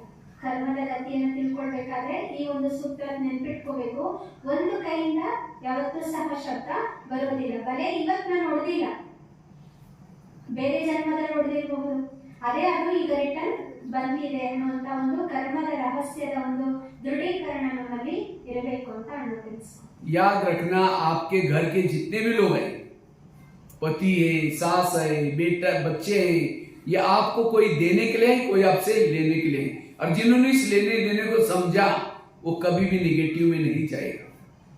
ಈಗ ನಿಮ್ಮ ಮನೆಯಲ್ಲಿ ಯಾರೇ ಇರಬಹುದು, ಪತಿ ಆಗಿರ್ಬೋದು, ಪತ್ನಿ ಆಗಿರ್ಬೋದು, ಮಕ್ಕಳಾಗಿರ್ಬೋದು, ಯಾರೇ ಸಹ ಒಂದು ತಗೊಳಕ್ ಬಂದಿದ್ದಾರೆ, ಇಲ್ಲ ಕೊಡಕ್ ಬಂದಿದ್ದಾರೆ, ಇಷ್ಟೇ ಸಂಬಂಧಗಳ ಕರ್ಮದ ರಹಸ್ಯ। ಒಂದು ತಗೋಬೇಕು ಇಲ್ಲ ಕೊಡಬೇಕು, ಇದನ್ನ ನೀವು ಯಥಾರ್ಥವಾಗಿ ತಿಳ್ಕೊಂಡಾಗ ಯಾವುದೇ ವ್ಯರ್ಥ ಸಂಕಲ್ಪ ನಿಮಗೆ ನಡೀಲಿಕ್ಕೆ ಸಾಧ್ಯ ಇಲ್ಲ। कर्मों से शरीर बनता है, संबंधी मिलते हैं, सब कुछ कर्म से। एक भजन है ना, किसके झोले में कांटे हैं तो किसके झोले में फूल, कोई कारण होगा रे, कोई कारण होगा बांटने हो, कोई लूला, कोई लंगड़ा, कोई आंधा, क्यों कर्म। ಹಾಗಾಗಿ ಪ್ರತಿಯೊಂದರ ಆಧಾರ ಕರ್ಮನೇ ಇರುತ್ತೆ। ನಮ್ಗೆ ಎಂತ ಶರೀರ ಸಿಗ್ಬೇಕು ಅಥವಾ ಎಂತ ಸಂಬಂಧಿಗಳು ನಮಗೆ ಸಿಕ್ಕಿದ್ದಾರೆ, ಇದೆಲ್ಲದಕ್ಕೂ ಆಧಾರ, ಮೂಲಾಧಾರ ನಮ್ಮ ಕರ್ಮ। ಹಾಗಾಗಿ ಕೆಲವೊಂದು ಒಂದು ಮಾತು, ಜನಪದ ಮಾತು ಏನು ಅಂದ್ರೆ, ಯಾರ ಜೋಳಿಗೆನಲ್ಲಿ ಮುಳ್ಳು, ಯಾರ ಜೋಳಿಗೆನಲ್ಲಿ ಹೂವು, ಯಾರೋ ಒಬ್ರು ಕುಂಡ್ರಾಗಿರ್ತಾರೆ, ಯಾರೋ ಒಬ್ರು ಕುಂಡ್ರಾಗಿರ್ತಾರೆ, ಹೇಗಾಯ್ತು? ಪ್ರತಿಯೊಂದರ ಆಧಾರ ಏನು? ಮುಳ್ಳು ಹೇಗ್ ಸಿಕ್ತು, ಹೂ ಹೇಗ್ ಸಿಕ್ತು, ಕುಂಡ್ರ ಹೇಗಾದ್ರು ಎಲ್ಲದಕ್ಕೂ ಆಧಾರ ಕರ್ಮದ ಫಲ।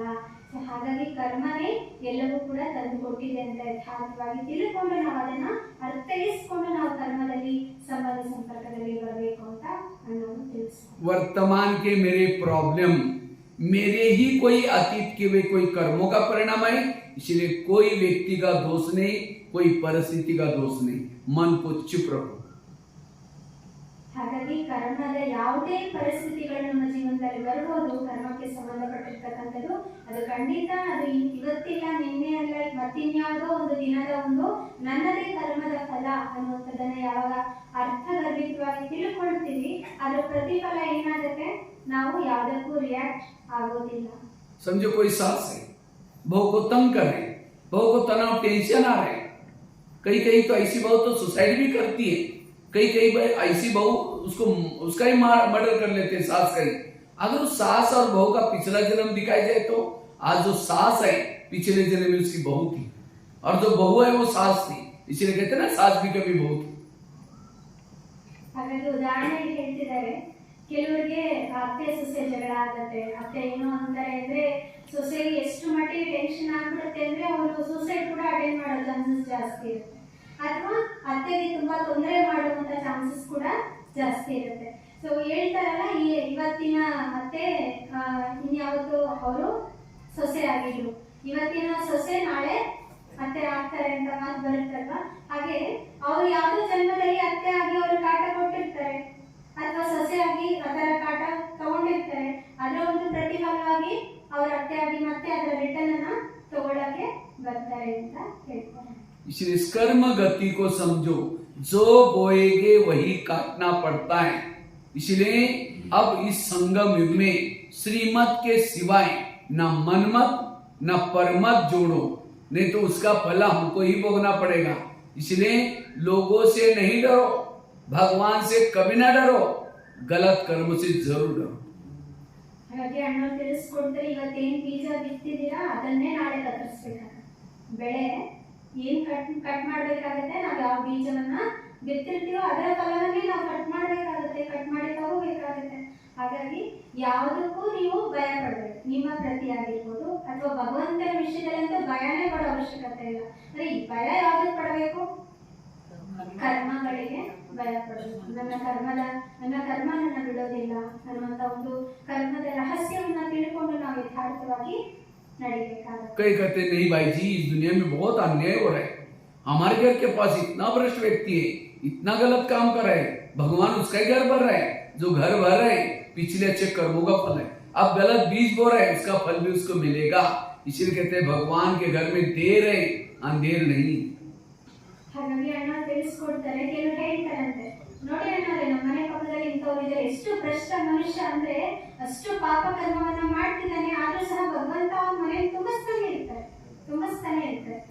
ಬಹುಶಃ ತುಂಬಿಸ್ತಿರ್ಬೋದು, ಅದು ನಿನ್ನೆ ಹಳೆಯ ಜನ್ಮದ ಒಂದು ಫಲದ ಅನುಸಾರ, ಅವನ ಪುಣ್ಯದ ಕರ್ಮದ ಅನುಸಾರ ಇವತ್ತು ತುಂಬಿಸ್ತಿದ್ದಾರೆ. ಆದ್ರೆ ಇವತ್ತು ಏನು ಭ್ರಷ್ಟ ಕರ್ಮ ಮಾಡ್ತಿದ್ದಾರೆ, ಖಂಡಿತ ಅದು ನಾಳೆ ಅವರಿಗೆ ಕಟ್ಟುತ್ತೆ. ಹಾಗಾಗಿ ಏನ್ ಹೇಳ್ತಾರೆ, ಭಗವಂತನ ಮನೆಯಲ್ಲಿ ನಿಧಾನ ಇದೆ, ಅಂಧಕಾರ ಇಲ್ಲ.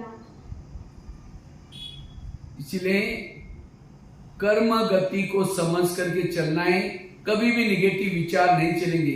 अगर आपका पति तंग करता है, इसका मतलब आपने भी कभी उसको पति बन करके तंग किया था, इसलिए उसकी कोई गलती नहीं। मेरे और ये सभी का अंतिम जन्म है। हमने जो 63 जन्मों से प्रकृति के साथ हिसाब किताब बनाया, लोगों के साथ हिसाब किताब बनाया, ये सारे चुक्त करके जाना है। आगे चल करके बहुत बातें आएंगी, बहुत डिप्रेशन होगा, लेकिन अभी से पक्का करके जाओ, मुझे कर्म गति को समझ करके चलना है। ಕರ್ಮ ಗತಿಯ ಬಗ್ಗೆ ತಿಳಿಸಿದವರು ಇನ್ನೊಂದು ಉದಾಹರಣೆ ಕೊಡ್ತಾರೆ. ಹೇಗೆ ಅಕ್ಕಂದ್ರೆ ಹೇಳ್ತಾರೆ, ನನ್ನ ಪತಿ ತುಂಬಾ ತೊಂದರೆ ಮಾಡ್ತಾರೆ, ಅದಕ್ಕೆ ಕಾರಣ ಏನಿರ್ಬೋದು, ಅವ್ರು ಯಾವುದೋ ಜನ್ಮದಲ್ಲಿ ಪತಿಯಾಗಿ ಅವರಿಗೆ ಆ ರೀತಿ ತೊಂದರೆ ಕೊಟ್ಟಿದ್ದಾರೆ, ಹಾಗಾಗಿ ಇವತ್ತು ಆ ಪತಿ ನಿಮಗೆ ತೊಂದರೆ ಕೊಡ್ತಿದ್ದಾರೆ. ಇವಾಗ ಏನ್ ಮಾಡಬಾರ್ದು, ನಾವು ಅದನ್ನ ಕಂಪ್ಲೀಟ್ ಆಗಿ ಸ್ವೀಕಾರ ಮಾಡಬೇಕು, ಅದ್ರ ಬಗ್ಗೆ ಪ್ರಶ್ನೆಯನ್ನ ಮಾಡಬಾರ್ದು. ಅದಕ್ಕೋಸ್ಕರ ಪುರುಷಾರ್ಥವನ್ನ, ಸಂಬಂಧಗಳ ಒಂದು ಸುಧಾರಣೆಗೆ ಮಾಡಬೇಕು. ಬಾಕಿ ಕರ್ಮಗತಿಯನ್ನ ಈ ತರ ನಾವು ಅರ್ಥ ಮಾಡಿಕೊಂಡು ಸಂಬಂಧ ಸಂಪರ್ಕದಲ್ಲಿ ಬರೋದ್ರಿಂದ ಅದರಿಂದ ನಾವು ಮುಕ್ತರಾಗ್ತೀವಿ ಅಂತ ಅನ್ಬೋದು.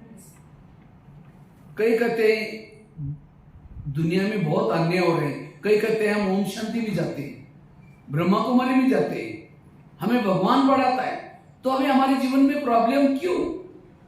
ब्रह्मा कुमारी में कब से आ रहे हैं? 1 साल 2 साल पिछले जन्म में थे ओम शांति में, ब्रह्मा कुमारी में, और उस समय जो गलत कर्म किया मैं छुमंतर हो गया। अगर ब्रह्मा कुमारी में आने के बाद भी कोई प्रॉब्लम आए, ये मेरे पिछले जन्मों का हिसाब है। ತಿಳಿಸ್ಕೊಡ್ತಾ ಇದ್ರು, ಕೆಲವರು ಹೇಳ್ತಾರಂತೆ, ನಾನು ಬ್ರಹ್ಮಕುಮಾರಿಯಲ್ಲಿ ಬಂದರೂ ಸಹ ನಾನು ಈ ಒಂದು ಕಷ್ಟ ಪರಿಸ್ಥಿತಿಗಳು ನನ್ನ ಬಿಡ್ತಿಲ್ಲ ಅಂತ ಹೇಳ್ತಾರೆ. ಈ ಜನ್ಮದಲ್ಲಿ ನೀವು ಬ್ರಹ್ಮಕುಮಾರಿ ಆಗಿರ್ಬೋದು, ಅದು ಎಷ್ಟು ವರ್ಷದಿಂದ, 1 ವರ್ಷ 2 ವರ್ಷ, ಇಷ್ಟು ಫಲಾನ ವರ್ಷದಲ್ಲಿ ಆಗಿರ್ಬೋದು, ಅದೇ ಅನೇಕ ಜನ್ಮಗಳಿಂದ ಆ ಕರ್ಮದ ಲೆಕ್ಕಾಚಾರ ಈ ಒಂದು ಜನ್ಮದಲ್ಲಿ ಬ್ರಹ್ಮಕುಮಾರಿ ಆಗ್ಬಿಟ್ಟಿರೋದ್ರಿಂದ ಬಿಟ್ಟೋಗ್ಬಿಡುತ್ತಾ, ಆ ಕರ್ಮ ಬರುತ್ತಲ್ಲ. ಹಾಗಾಗಿ ನಾವು ಆ ರೀತಿ ತಿಳ್ಕೊಳ್ಬಾರ್ದು, ಕರ್ಮ ಲೆಕ್ಕಾಚಾರವನ್ನ ಚಿತ್ತ ಮಾಡಬೇಕು. इसलिए किसी ने गाली भी दी, क्या समझो, अच्छा इनका भी बहुत दिन का बाकी 10 पूरा हो गया, कोई संकल्प नहीं चलेगी। ಹಾಗಾಗಿ ಯಾರಾದ್ರೂ ನಮ್ಮ ನಿಂದನೆ ಮಾಡಿದ್ರು ಸಹ ಏನಿರ್ಬೇಕು, ಓಕೆ ಒಳ್ಳೇದು, ಇವರು ಅವ್ರ ಲೆಕ್ಕಾಚಾರನ ಶುದ್ಧ ಮಾಡ್ಕೊಂಡು ಇಷ್ಟೇ ನಮ್ಗೆ ಕಾಡ್ಬೇಕು. जब योग में बैठेंगे तो बाबा को, बाबा आज बहुत अच्छे हिसाब किताब चुकता हो गया, कल भी किसी को जरूर भेज देना, मेरे को हिसाब जल्दी पूर्ण करना है। ಹಾಗಾಗಿ ಯೋಗದಲ್ಲಿ ಕೂತಾಗ ಸಹ ನಾವು ಬಾಬಾರವ್ರಿಗೆ ಏನ್ ಹೇಳ್ಬೇಕು, ಬಾಬಾ ಇವತ್ತು ಒಳ್ಳೆ ರೀತಿಯಲ್ಲಿ ಲೆಕ್ಕಾಚಾರ ಚುಕ್ತಾ ಇತ್ತು, ಅವ್ರ ಲೆಕ್ಕಾಚಾರ ಶುದ್ಧ ಮಾಡ್ಕೊಂಡು ಹೋಗಿದ್ದಾರೆ, ನಾಳೆ ಯಾರನ್ನ ಒಬ್ಬರನ್ನ ಕಳಿಸ್ಬಿಡಿ, ಅವ್ರ ಲೆಕ್ಕಾಚಾರ ಶುದ್ಧ ಮಾಡ್ಕೊಂಡು ಬೇಗ ಹೋಗ್ಲಿ. संगम युग में महान भाग्यशाली वो है जिनके जीवन में प्रॉब्लम ज्यादा, समस्या ज्यादा, परिस्थितियां ज्यादा। ताली तो बजाओ। जिनको प्रॉब्लम ज्यादा, समस्या ज्यादा, भाग्यशाली। ಯಾರ ಜೀವನದಲ್ಲಿ ಸಮಸ್ಯೆ ಜಾಸ್ತಿ ಇದೆ, ಪರಿಸ್ಥಿತಿಗಳು ಜಾಸ್ತಿ ಇದೆ, ಒತ್ತಡ ಜಾಸ್ತಿ ಇದೆ, ಭಾಗ್ಯಶಾಲಿಗಳು ಈ ಸಂಗಮ ಯುಗದಲ್ಲಿ ಅವರೇ. आप कहेंगे आप क्या बोल रहे हैं भाई जी, जिसको समस्या ज्यादा भाग्यशाली कैसे? क्योंकि उनका पद भविष्य में ऊंचा रहेगा। जिनको समस्या प्रॉब्लम नहीं, कोई पद नहीं है। ಹಾಗಾಗಿ ನೀವು ಕೇಳ್ಬೋದು, ಅವರೇ ಇದೇನು ಅಣ್ಣವ್ರು ಹಿಂಗೆ ಹೇಳ್ತಿದ್ದಾರೆ, ಯಾರ ಜೀವನದಲ್ಲಿ ಪರಿಸ್ಥಿತಿ ಜಾಸ್ತಿ, ಒತ್ತಡ ಜಾಸ್ತಿ, ಅವರೇ ಭಾಗ್ಯಶಾಲಿಗಳು ಅಂದ್ರೆ ಅದರ ಅರ್ಥ ಈಗ ಯಾರು ಆ ಪರಿಸ್ಥಿತಿಗಳನ್ನ ಗೆದ್ದು ಆ ಒತ್ತಡದಿಂದ ಮುಕ್ತರಾಗಿ ಆ ಒಂದು ಪರಿಸ್ಥಿತಿಗಳಿಂದ ಮುಕ್ತರಾಗ್ತಾರೆ, ಅವರ ಪದವಿನೇ ಭವಿಷ್ಯದಲ್ಲಿ ಶ್ರೇಷ್ಠ ಪದವಿ ಇರುತ್ತೆ. ಆ ಕಾರಣದಿಂದ ನೀವು ಭಾಗ್ಯಶಾಲಿಗಳಾಗಿರ್ತೀರಿ. कुंती के सामने कृष्ण जाता है, कहते तुम्हारी भक्ति का फल देने के लिए आए हो, सोना चांदी जो भी मांगो, आज मैं खुश हूं, बताओ क्या मांगो? कहते मुझे सोना चांदी नहीं चाहिए, मुझे जीवन में समस्या चाहिए। तो कृष्ण कहते हैं तुम क्या पूछ रहे? तथास्तु, तुम्हारी जो भी इच्छा पूर्ण वरदान दिया। फिर कहा कि तुमने समस्या क्यों मांगी, सोना चांदी क्यों नहीं मांगा? कहते समस्या होगी, आप सदा साथ में रहेंगे मेरे, और आप में साथ में रहेंगे, यही मेरा सौभाग्य। ಈ ಒಂದು ಭಗವದ್ಗೀತೆಯ ಒಂದು ಉದಾಹರಣೆಯನ್ನು, ಮಹಾಭಾರತದ ಉದಾಹರಣೆಯನ್ನು ಹೇಳ್ತಾರೆ. ಕುಂತಿ ಹತ್ರ ಕೃಷ್ಣ ಹೋಗ್ತಾರೆ, ನಾನು ಇವತ್ತು ತುಂಬಾ ಖುಷಿಯಾಗಿದ್ದೀನಿ, ನಿನಗೆ ಏನ್ ವರ ಬೇಕಾದ್ರೂ ಕೇಳು, ನಾನು ಕೊಡ್ತೀನಿ. ಚಿನ್ನ ಬೇಕಾ, ಯಾವ ವರ ಬೇಕು, ಏನ್ ಬೇಕಾದ್ರೂ ಕೇಳ್ಬೋದು, ನಾನು ಖಂಡಿತ ಖುಷಿಯಾಗಿರೋದ್ರಿಂದ ನಿಮ್ಗೆ ವರದಾನವನ್ನ ಕೊಡ್ತೀನಿ ಅಂತ ಕುಂತಿಯನ್ನು ಕೇಳಿದಾಗ, ಕುಂತಿ ಕೇಳ್ತಾರೆ ಕೃಷ್ಣನನ್ನ, ನನಗೆ ಪರಿಸ್ಥಿತಿಗಳು ಜಾಸ್ತಿ ಕೊಡಿ, ಕಷ್ಟಗಳು ಜಾಸ್ತಿ ಕೊಡಿ, ಅದಕ್ಕೆ ಸಮಸ್ಯೆಗಳನ್ನ ಜಾಸ್ತಿ ಕೊಡಿ. ಅದಕ್ಕೆ ಅವ್ರು ಏನ್ ಮಾಡ್ತಾರೆ, ಕೇಳಿದ ತಕ್ಷಣ ಕೊಡೋ ಧರ್ಮ ಭಗವಂತರು ಕೊಟ್ಬಿಡ್ತಾರೆ. ಆಮೇಲೆ ಕ್ವಶನ್ ಮಾಡ್ತಾರೆ, ಯಾಕೆ ನೀವು ಪರಿಸ್ಥಿತಿಗಳನ್ನ ಕೇಳಿದ್ರಿ? ಪರಿಸ್ಥಿತಿಗಳಿದ್ದಾಗ ನಾನು ಆ ಪರಿಸ್ಥಿತಿಗಳನ್ನ ಗೆಲ್ಲಲಿಕ್ಕೆ ನೀವು ನನ್ನ ಜೊತೆ ಇರ್ತೀರ, ನೀವು ನನ್ನ ಜೊತೆ ಇದ್ರೆ ಅದೇ ನನ್ನ ಸೌಭಾಗ್ಯ ಅಂತ ಕುಂತಿ ಅದಕ್ಕೆ ಉತ್ತರವನ್ನ ತಿಳಿಸ್ತಾರೆ. इसलिए बाबा कभी मुरली में याद करता है बांदीली माताओं को। बाबा कहते हैं बांदीली माताओं का पद ऊंचा होता है। क्यों? जब पति तंग करता है, परेशान करता है, उसको कौन याद आता है? बाबा। और जितना दिल से बाबा को याद करेंगे, पद भी ऊंचा है। और जिन माताओं को पति तंग नहीं करता, बहुत प्यार करता है, उनका योग किसे लगा है? पति से। और जिसका योग पति से, उसका पद कुछ भी नहीं होगा। तो पति तंग करने वाला चाहिए, प्यार करने वाला चाहिए?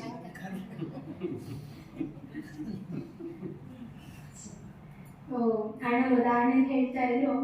ಹಾಗಾಗಿ ಮುರಳಿಯಲ್ಲಿ ಬಾಬಾ ಏನ್ ಮಾಡ್ತಾರೆ, ಬಂಧನದಲ್ಲಿ ಇರ್ತಕ್ಕಂಥ ಮಾತೆಯನ್ನ ಬಾಬಾ ತುಂಬಾ ನೆನಪು ಮಾಡ್ಕೊಳ್ತಾರೆ.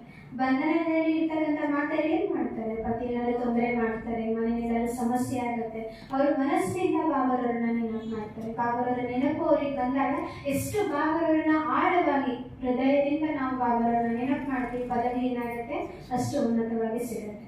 ಹಾಗಾಗಿ ಈಗ ಪ್ರೀತಿಯಲ್ಲಿ ಮಾಡ್ತಕ್ಕಂಥ ಪತಿ ಆದ್ರೆ ಬುದ್ಧಿಯೋಗ ಎಲ್ಲಿರುತ್ತೆ, ಅವರಲ್ಲೇ ಇಟ್ಕೋಬೇಕಾ? ಅರೆ ಬಾಬಾ ನೀವು ಇಂಥ ಒಂದು ಒಳ್ಳೆ ಪತಿಯನ್ನ ಕೊಟ್ಟಿದ್ದೀರಾ ಅಂತ ಪ್ರೀತಿ ಹೇಳ್ಕೊಂಡು ಹೋಗ್ಬಾರ್ದ ಬಾಬಾ ಕಡೆ? पति तंग करने वाला चाहिए, प्यार करने वाला चाहिए?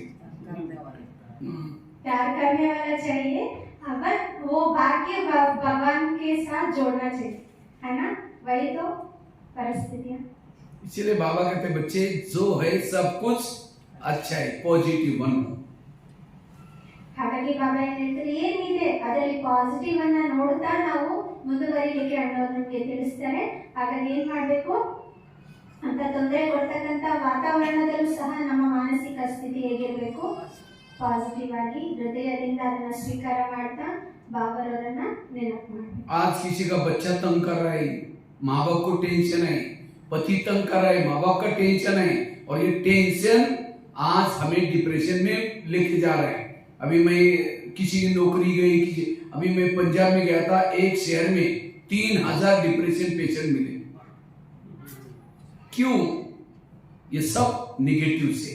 निगेटिव अगर बनता जाएगा मनुष्य, घर घर में 2-3 डिप्रेशन पेशेंट मिलेंगे।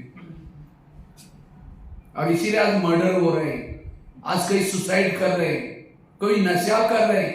ये इलाज नहीं है, इलाज है पॉजिटिव बनो। ಹಾಗಾಗಿ ಈ ರೀತಿಯಾದಂತಹ ಒತ್ತಡದಿಂದ ಪರಿಸ್ಥಿತಿಗಳಿಂದ ಎಷ್ಟೊಂದು ಜನ ತುಂಬಾ ಪರಿಸ್ಥಿತಿಗಳನ್ನ ಎದುರಿಸ್ತಿದ್ದಾರೆ. ಹಾಸ್ಪಿಟಲ್ ಅಲ್ಲಿ ಅವರ ಒಂದು ಅನುಭವ ಹೇಳ್ತಾರೆ, 3000 ಜನ ಡಿಪ್ರೆಷನ್ ಪೇಷಂಟ್ ಸಿಕ್ಕಿದ್ರು ಅಂತ. ಸೊ ಇದೆಲ್ಲವುದಕ್ಕೆ ಕಾರಣ ಏನು? ಟೆನ್ಷನ್, ಪರಿಸ್ಥಿತಿಗಳು, ಒತ್ತಡಗಳು. ಇದನ್ನ ನಾವೇನ್ ಮಾಡ್ಬೇಕು? ಪಾಸಿಟಿವ್ ನಲ್ಲಿ ಕನ್ವರ್ಟ್ ಮಾಡ್ಕೋಬೇಕು. ಪಾಸಿಟಿವ್ ಜೀವನದಿಂದ ಇದೆಲ್ಲವೂ ಸಹ ಪರಿವರ್ತನೆ ಆಗುತ್ತೆ ಅಂತ ಅನ್ನೋ ತಿಳಿಸ್ಕೊಡ್ತಾರೆ. कर्म गति की एक बहुत सुंदर घटना मैं आपको सुनाने जा रहा हूँ, बड़े ध्यान से सुनना। इसका प्रश्न भी मैं पूछूंगा लास्ट में।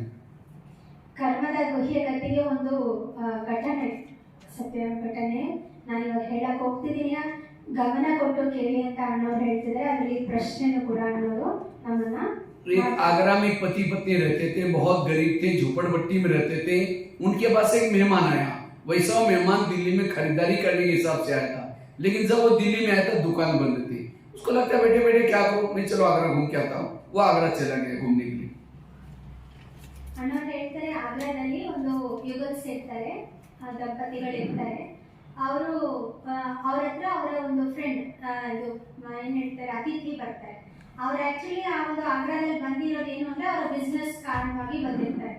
ಅವತ್ತು ತುಂಬಾ ಸಂಜೆ ಆಗಿರೋ ಕಾರಣ ಅವರು ಅವತ್ತಿನ ದಿನ ಅವರ ಬಿಸ್ನೆಸ್ ಅನ್ನ ಬಿಟ್ಟು ಏನ್ ಮಾಡೋದು, ಸುಮ್ಮನೆ ಕೂತ್ಕೊಂಡು ಆ ಒಂದು ಯಾವ ಕಾರಣಕ್ಕೋಸ್ಕರ ಬಿಸ್ನೆಸ್ಗೋಸ್ಕರ ಬಂದಿರ್ತಾರೆ ಅಲ್ಲಿ ಯಾವುದೋ ಒಂದು ಅಡೆತಡೆ, ಅಂಗಡಿ ಆಗಿರ್ಬೋದು, ಮತ್ತಿನ್ನೊಂದು ಆಗಿರ್ಬೋದು, ಅವರಿಗೆ ಯಥಾರ್ಥವಾಗಿ ಸಕಾರಾತ್ಮಕವಾಗಿ ಲಭಿಸದೇ ಇರೋ ಕಾರಣ ಅವ್ರು ಏನ್ ಮಾಡ್ತಾರೆ, ಅವತ್ತಿನ ದಿನ ನಾನು ಆಗ್ರಾ ಸುತ್ಕೊಂಡ್ ಬರೋಣ ಅಂತ ಅನ್ಕೊಂಡು ಸಂಕಲ್ಪ ಮಾಡ್ತಾರೆ. तो जब आगरा गया, सारा दिन उन्होंने आगरा घूम के देखा, लेकिन रात को सोने का प्रॉब्लम हो गया। उसको लगता है रात को कहाँ सो जाओ, बैग में करोड़ रुपए पड़े, क्योंकि होटल में जाता था सब कहते होटल बुक है हमारे पहले से। अब उसको लगता है कि स्टेशन पर सो जाओ चोरी हो जाएगी, फिर बस स्टैंड पर बैठो तो भी चोरी हो जाएगी। अचानक उसको याद है मेरी गरीब पति पत्नी है, उनका एड्रेस है, चलता हूँ उनके पास। उनका एड्रेस था, रिक्शा करके चला गया। ಹಾಗಾಗಿ ಅವ್ರು ಏನ್ ಮಾಡ್ತಾರೆ, ಇಡೀ ದಿನ ಸುತ್ತಾಡ್ತಾರೆ, ಆಗ್ರಾ ಎಲ್ಲ ಸುತ್ತಾಡ್ತಾರೆ. ನೈಟ್ ಆಗ್ಬಿಡುತ್ತೆ, ಏನು ಉಳ್ಕೊಳ್ಳೋದು? ಅದೇ ಅವ್ರ ಹತ್ರ ಬಿಸ್ನೆಸ್ ಮ್ಯಾನ್ ಆಗಿರೋ ಕಾರಣ ಲಕ್ಷಾಂತರ ರೂಪಾಯಿ, ಕೋಟ್ಯಾಂತರ ರೂಪಾಯಿ ದುಡ್ಡು ಕೂಡ ಬ್ಯಾಗ್ ಅಲ್ಲಿ ಇಟ್ಕೊಂಡಿರ್ತಾರೆ. ರೋಡಲ್ಲಿ ಮಲ್ಲಕ್ ಆಗೋದಿಲ್ಲ, ಅದು ಕಳ್ತನ ಆಗೋ ಚಾನ್ಸಸ್ ಇರುತ್ತೆ. ಹೋಟೆಲ್ ನಲ್ಲೂ ಕೂಡ ಅವರಿಗೆ ಆ ಕ್ಷಣಕ್ಕೆ ಬುಕಿಂಗ್ ಸಿಗ್ಲಿಲ್ಲ, ಹೋಟೆಲ್ ರೂಮ್ ಬುಕಿಂಗ್ ಸಿಗ್ಲಿಲ್ಲ. ಆಗ ತಕ್ಷಣ ನೆನಪಾಗುತ್ತೆ ಅವರ ಒಂದು ಫ್ರೆಂಡ್ಸ್, ಅದು ದಂಪತಿಗಳು, ಬಡ ದಂಪತಿಗಳು, ಅವರ ಒಂದು ಸ್ನೇಹಿತರ ನೆನಪಾಗುತ್ತೆ. ಮತ್ತೆ ಅಲ್ಲಿಗೆ ಹೋಗ್ತಾರೆ ಅನ್ನೋರು. जब गया तो बड़े खुश हो गई, इतना बड़ा व्यापारी कभी ना आने वाला आया है, खिलाया पिलाया, चाय पानी दिलाई। सोने से पहले उसने अपनी ब्याग खोली, कपड़े बदलने थे। जब ब्याग खोली तो गरीब की नजर उस ब्याग के अंदर गई, गरीब पत्नी की। उसको लगा रही उसके पास इतना पैसा है, क्योंकि बिजनेस के हिसाब से उसने बहुत पैसा लाया था। दिवाली का होलसेल व्यापारी का कुछ लेना था, तो 1000 के 500 के नोटा देकर उसको लगता है अगर 2-4 नोटा हमको मिल जाए, गड्डी बंडल, हमारी गरीबी दूर हो जाएगी। रात भर नींद नहीं आई उसको। तो सोने से पहले उस व्यापारी ने क्या किया, बैग सिरा ने रखा, सो गया। उस पत्नी को रात भर नींद नहीं आती। 12 बजे बाहर गई, बड़ा से पत्थर लेके आते और पत्थर ला करके सीधा उसके सिर में मार दिया। उसका तो मर्डर हो गया। पति की नींद खुली। पति कहता ये क्या आवाज, क्या हुआ? कहता हमारी गरीबी दूर होगी। कई बात किसी पुलिस वालों को पता चलेगा, लोगों को पता चलेगा, हमें जेल की सजा। कहते किसी को पता ही नहीं चलने देंगे। अब इसको जमुना नदी में डाल देते। रात को 2 बजे उन्होंने बोरी में डाला, पीछे फेंक के आते वापिस आ गए, मुर्दे को नदी में फेंक दिए। ಹಾಗಾಗಿ ಅವ್ರು ಏನ್ ಮಾಡ್ತಾರೆ, ಆ ಬಡ ಸ್ನೇಹಿತರ ಒಂದು ದಂಪತಿಗಳ ಮನೆಗೆ ಹೋಗ್ತಾರೆ. ಅವರು ಕೂಡ ಏನು ಇಂಥ ಒಂದು ದೊಡ್ಡ ವ್ಯಾಪಾರಿ ಬಂದಿದ್ದಾರೆ ನಮ್ಮ ಮನೆಗೆ ಅಂತಂದಾಗ ಅವರಿಗೆ ತುಂಬಾ ಚೆನ್ನಾಗಿ ಉಪಚಾರವನ್ನ ಮಾಡ್ತಾರೆ. ಅವ್ರಿಗೆ ಏನ್ ಬೇಕೋ ಅವರಿಗೆ ಊಟದ ವ್ಯವಸ್ಥೆಯನ್ನೆಲ್ಲ ಮಾಡ್ತಾರೆ. ಅವರು ಮಲಗಕ್ ಮುಂಚೆ ಸ್ವಲ್ಪ ಬಟ್ಟೆ ಚೇಂಜ್ ಮಾಡ್ಲಿಕ್ಕೆ ಬ್ಯಾಗ್ ಓಪನ್ ಮಾಡಿದಾಗ ಅದರಲ್ಲಿ ದುಡ್ಡಿನ ಒಂದ್ ಮೇಲೆ ಆ ಬಡ ದಂಪತಿಯ ಒಂದು ಹೆಂಡತಿ ಏನಿದ್ದಾರೆ ಅವ್ರ ಕಣ್ಣಾದ್ರ ಮೇಲೆ ಬೀಳುತ್ತೆ. ಇಷ್ಟೊಂದೆಲ್ಲ ದುಡ್ಡಿದೆ, ಒಂದು 2-3 ಕಟ್ನ ಸಿಕ್ಬಿಟ್ರೆ ಏನಾಗ್ಬಿಡುತ್ತೆ, ಬಡತನ ದೂರ ಆಗ್ಬಿಡತ್ತೆ ಅಂತ ಆ ಒಂದು ದಂಪತಿಯ ಹೆಂಡತಿಗೆ ಏನಾಗುತ್ತೆ, ಸಂಕಲ್ಪ ಬರುತ್ತೆ. ಅವ್ರೇನ್ ಮಾಡ್ತಾರೆ, ನೈಟ್ ಎಲ್ಲ ನಿದ್ದೆ ಬರೋದಿಲ್ಲ, ಆಗಾಗ ಇದ್ ನೋಡ್ತಿರ್ತಾರೆ. ಅವ್ರೇನ್ ಮಾಡ್ತಾರೆ, ವ್ಯಾಪಾರಿ ಆ ಒಂದು ಬ್ಯಾಗ್ ಅನ್ನ ತಲೆ ದಿಂಗ್ ಮಾಡ್ಕೊಂಡು ಮಲ್ಕೊಂಡಿರ್ತಾರೆ. ಹಾಗಾಗಿ ಅವರು ಆ ಬಡ ಹೆಂಡತಿ ಯಾರು ಇರ್ತಾರೆ ಅವ್ರಿಗೆ ನೈಟ್ ಎಲ್ಲ ನಿದ್ದೆ ಬರ್ದಿರೋ ಕಾರಣ ಆವೇಶದಲ್ಲಿ ಏನ್ ಮಾಡ್ತಾರೆ, ಹೊರಗಿನಿಂದ ದೊಡ್ಡ ಕಲ್ಲನ್ನ ತಂದು ಅವ್ರ ತಲೆ ಮೇಲೆ ಹಾಕ್ಬಿಡ್ತಾರೆ. ಆ ಶಬ್ದವನ್ನ ಕೇಳಿ ಪತಿಯವರು ಎದ್ದು ಬರ್ತಾರೆ, ನೋಡ್ತಾರೆ, ಏನ್ ಇದ್ ಮಾಡಿದೆ ನೀನು ಅಂತ ಹೇಳಿದಾಗ ನಮ್ಮ ಬಡತನ ಮುಕ್ತ ಆಗೋಯ್ತು. ಇದು ನಾಳೆ ದಿನ ಪೊಲೀಸ್ ಅವ್ರು ಬಂದ್ರೆ ಮತ್ತಿನ್ನೊಂದು ಕೇಸ್ ಏನ್ ಮಾಡೋದು ಅಂದ್ರೆ, ಅಲ್ಲಿವರೆಗೂ ಏಂತಕ್ಕೆ ಈ ಶವವನ್ನ ತಗೊಂಡೋಗಿ ನಾವು ಜಮುನಾ ನೀರಿನಲ್ಲಿ ಹಾಕ್ಬಿಡೋಣ ಅಂತೇಳಿ ನೈಟ್ ರಾತ್ರಿ 2 ಗಂಟೆಗೆ ತಗೊಂಡೋಗಿ ಆ ದೇಹವನ್ನ जमुना नीरली हाथ पड़ता है उनका तो जब उसको नदी में फेंक के वापिस आए तो देखा वो पत्थर मारने के कारण पूरा दीवार खून से ये हो गया। उनको लगा किसी ने सवेरे देख ले तो कुछ डाउट आएगा, तो रातों रात उसको सफाई लिपाई पुताई किया। उन्होंने खून के दाग तो मिटाए, लेकिन कर्मों में पड़े हुए दाग को कोई मिटा नहीं सकता। इसलिए एक भजन भी है, कर्म का लेका मिटे नहीं रे भाई, लाख करे कोई चतुराई। ಹಾಗಾಗಿ ಮತ್ತೆ ಆ ತರ ಕಲ್ಲಲ್ಲಿ ತಲೆ ಮೇಲೆ ಕಲ್ಲಾಕಿದ್ರೆ ಎಷ್ಟು ಬ್ಲಡ್ ಎಲ್ಲ ಗೋಡೆ ಮೇಲೆಲ್ಲ ಚೆದರಿರುತ್ತೆ ಗೊತ್ತೇ, ಅದರ ಒಂದು ನೀವು ಫೀಲ್ ಮಾಡ್ಬೋದು. ಆ ರೀತಿ ಗೋಡೆ ಮೇಲೆ ಇರ್ತಕ್ಕಂಥ ಬ್ಲಡ್ ಅನ್ನೆಲ್ಲ ನೈಟ್ ಎಲ್ಲ ಅವರು ಕ್ಲೀನ್ ಮಾಡ್ತಾರೆ. ಆದ್ರೆ ಆ ಒಂದು ಮಾಡಿರ್ತಕ್ಕಂಥ ಕರ್ಮದ ಒಂದು ಗತಿ ಏನಿದೆ ಅದನ್ನ ಯಾರು ಅಳಿಸಾಕ್ಲಿಕ್ಕೆ ಸಾಧ್ಯ ಇಲ್ಲ. ಹಾಗಾಗಿ ಒಂದು ಗಾದೆ ಮಾತಿದೆ, ನೀವು ಕರ್ಮವನ್ನ ಎಷ್ಟೇ ಚತುರಾಯಿಯಿಂದನೂ ಕೂಡ ನೀವು ಕರ್ಮದಿಂದ ಕಾಣಿಸ್ಕೊಳ್ಳೋದ್ರಿಂದ ತಪ್ಪಿಸ್ಕೋಬಹುದು, ಬಟ್ ಅದರ ಫಲದಿಂದ ನೀವು ತಪ್ಪಿಸ್ಕೊಳ್ಳೋದಕ್ಕಾಗೋದಿಲ್ಲ. ಆ ಒಂದು ಗಾದೆ ಮಾತನ್ನ ನಮ್ಮ ಹಿಂದಿಯಲ್ಲಿ ಏನಿದೆ ಅದನ್ನ ಅವ್ರು ತಿಳಿಸಿ. उन्होंने क्या किया, उसी पैसे से एक प्लॉट लिया, मकान बनाया, दुकान खोला, गहने बनाए, गाड़ी खरीद की, उनकी गरीबी दूर हो गई। लेकिन उनको कोई बच्चे नहीं थे, दोनों ही पति पत्नी थे। कुछ साल के बाद एक बच्चा हो गया और एक ही बच्चा था, खिलाया पिलाया, कलेक्टर बनना जितना पढ़ाया, लेकिन अचानक उस बच्चे को टाइफाइड हो गया। ಈ ರೀತಿ ಆದಾಗ ಇನ್ನ ಎಲ್ಲ ಕ್ಲೀನ್ ಮಾಡಿದ್ದಾಯ್ತು, ಏನ್ ಮಾಡ್ತಾರೆ, ಆ ದುಡ್ಡನ್ನು ತಗೊಂಡೋಗಿ ಆ ದುಡ್ಡಿಂದ ಅವ್ರ ತುಂಬಾ ದೊಡ್ಡ ಶ್ರೀಮಂತರಾಗ್ಬಿಡ್ತಾರೆ. ಎಲ್ಲ ಏನ್ ಬೇಕು, ಬಂಗ್ಲಾ ಬೇಕಾ, ಮನೆ ಬೇಕಾ, ಗಾಡಿ ಬೇಕಾ, ಎಲ್ಲ ತಗೊಳ್ತಾರೆ. ಆದ್ರೆ ಆ ದಂಪತಿಗಳಿಗೆ ಮಕ್ಕಳೇ ಇರೋದಿಲ್ಲ, ಸುಮಾರು ವರ್ಷದವರೆಗೂ ಮಕ್ಕಳಿರೋದಿಲ್ಲ. ಆಮೇಲೆ ಒಂದು ಮಗು ಜನ್ಮ ತಗೊಳುತ್ತೆ, ಆ ಮಗುನ ಓದಿಸ್ತಾರೆ, ಬೆಳೆಸ್ತಾರೆ, ಕಲೆಕ್ಟ್ ಮಾಡ್ತಾರೆ. ಒಂದ್ ದಿನ ಆ ಮಗುಗೆ ಟೈಫಾಯ್ಡ್ ಬಂದಿರುತ್ತೆ. तो जब बीमार पड़ा तो उनको लगता है इस बच्चे को कुछ नहीं हो जाए, अब कलेक्टर बनने वाला है, बहुत सारा पढ़ाया था, तो उसको क्या क्या टाइफाइड हो गया, तो उसको एक बड़े से हॉस्पिटल में इलाज किया उस बच्चे का। तो बहुत खर्चा हुआ, खर्चे के पीछे उन्होंने क्या क्या बनाए थे गहने, उसको बेच दिया, बच्चा ठीक नहीं हुआ। और बड़े हॉस्पिटल में दिखाया, गाड़ी लिए थे उसको भी बेच दिया, दुकान चालू की तो वो भी बंद किया। उनको लगता है बच्चा ठीक हो जाएगा, दोबारा खर्चे लेंगे। लास्ट में मकान भी बनाया था उसको भी बेच दिया, झोपड़पट्टी भी चले गई। तो एक दिन वो बच्चा कहता है, पापा जी आपने मुझे मिला था पैसा खत्म हो गया, अब मैं जा रहा हूं, बच्चा मर गया। तो बच्चा कौन था?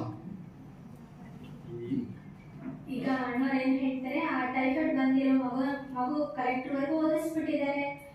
ಈಗ ಮಗುಗೆ ಇದು ಟೈಫಾಯ್ಡ್ ಬಂದ್ಬಿಟ್ಟಿದೆ, ಏನ್ ಮಾಡೋದು? ಹಾಗಾಗಿ ದೊಡ್ಡ ಹಾಸ್ಪಿಟಲ್ ಸೇರಿಸ್ತಾರೆ ಆ ಟೈಫಾಯ್ಡ್ ರೋಗ ಹೋಗ್ಲಿ ಅಂತ. ಆದ್ರೂ ಕೂಡ ಆ ರೋಗದಿಂದ ಮುಕ್ತ ಆಗೋದಿಲ್ಲ ಮಗು. ಮತ್ತೆ ಯೋಚನೆ ಮಾಡ್ತಾರೆ, ಅರೆ ಏನಿದ್ರು ಏನು, ಮಗು ಈಗ ಚೆನ್ನಾಗಿ ಕಲೆಕ್ಟರ್ ಓದ್ಬಿಟ್ಟಿದ್ದಾನೆ, ಅವ್ನು ಸರಿ ಹೋಗ್ಬಿಟ್ರೆ ಸಾಕು, ಮತ್ತೆ ಏನೆಲ್ಲ ಕಳ್ಕೊಳ್ತೀವಿ ಅದನ್ನ ಸಿಕ್ಬಿಡುತ್ತೆ ಅಂತ ಅವ್ರ ಹತ್ರ ಇರೋ ಒಡವೆಗಳನ್ನು ಮಾರಿ ಮತ್ತೆ ಇನ್ನೊಂದು ಹಾಸ್ಪಿಟಲ್ ತೋರಿಸ್ತಾರೆ, ಅವ್ರ ಗಾಡಿನ ಮಾರಿ ಹಾಸ್ಪಿಟಲ್ ತೋರಿಸ್ತಾರೆ. ಸರಿ ಕೊನೆಗೆ ಮನೆ ಕೂಡ ಪರಿಸ್ಥಿತಿಯಲ್ಲಿ ಒಂದು ಮನೆ ಮಾತ್ರ ಉಳ್ಕೊಳ್ಳುತ್ತೆ, ಆದ್ರೂ ಕೂಡ ಮಗನಿಗೆ ಆರೋಗ್ಯ ಸರಿ ಹೋಗೋದಿಲ್ಲ. ಆದ್ರೆ ಅವ್ರ ಮನಸ್ಸಿನಲ್ಲಿ ಏನಿರುತ್ತೆ, ಮಗನ ಇಷ್ಟೆಲ್ಲ ಓದಿಸಿದೀವಿ, ಅವ್ನು ಸರಿ ಹೋಗ್ಬಿಟ್ರೆ ಸಾಕು, ನಮ್ಗೆ ಕಳ್ಕೊಂಡ್ರದೆಲ್ಲ ಮತ್ತೆ ಬರುತ್ತೆ ಅಂತ ಅನ್ಕೊಂಡು ಆ ಮನೆಯನ್ನು ಕಳ್ಕೊಂಡ್ಬಿಡ್ತಾರೆ. ಮತ್ತೆ ಅದೇ ಒಂದು ಜೋಪಡಿಯಲ್ಲಿ, ಅದೇ ಒಂದು ಗುಡಿಸಲಿನಲ್ಲಿ ಹೋಗ್ತಾರೆ.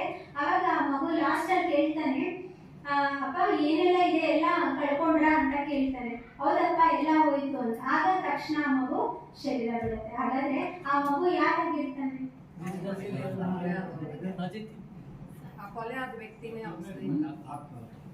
क्या बोलते हैं? जो जिसको मारा था हाँ बरोबर है। जिस व्यापारी को मारा था आत्मा तो मरी नहीं, वही आत्मा पैसा लेने के लिए बच्चे के रूप में आई।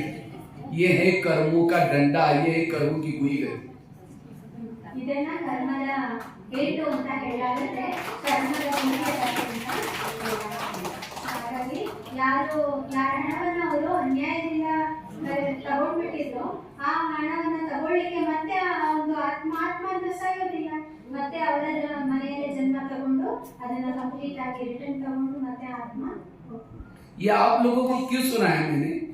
आज आपके घर में जो बच्चा है, जो पति है, जो पड़ोसनी है, ये कौन है? ये पिछले जन्मों के हिसाब वाले लोग हैं।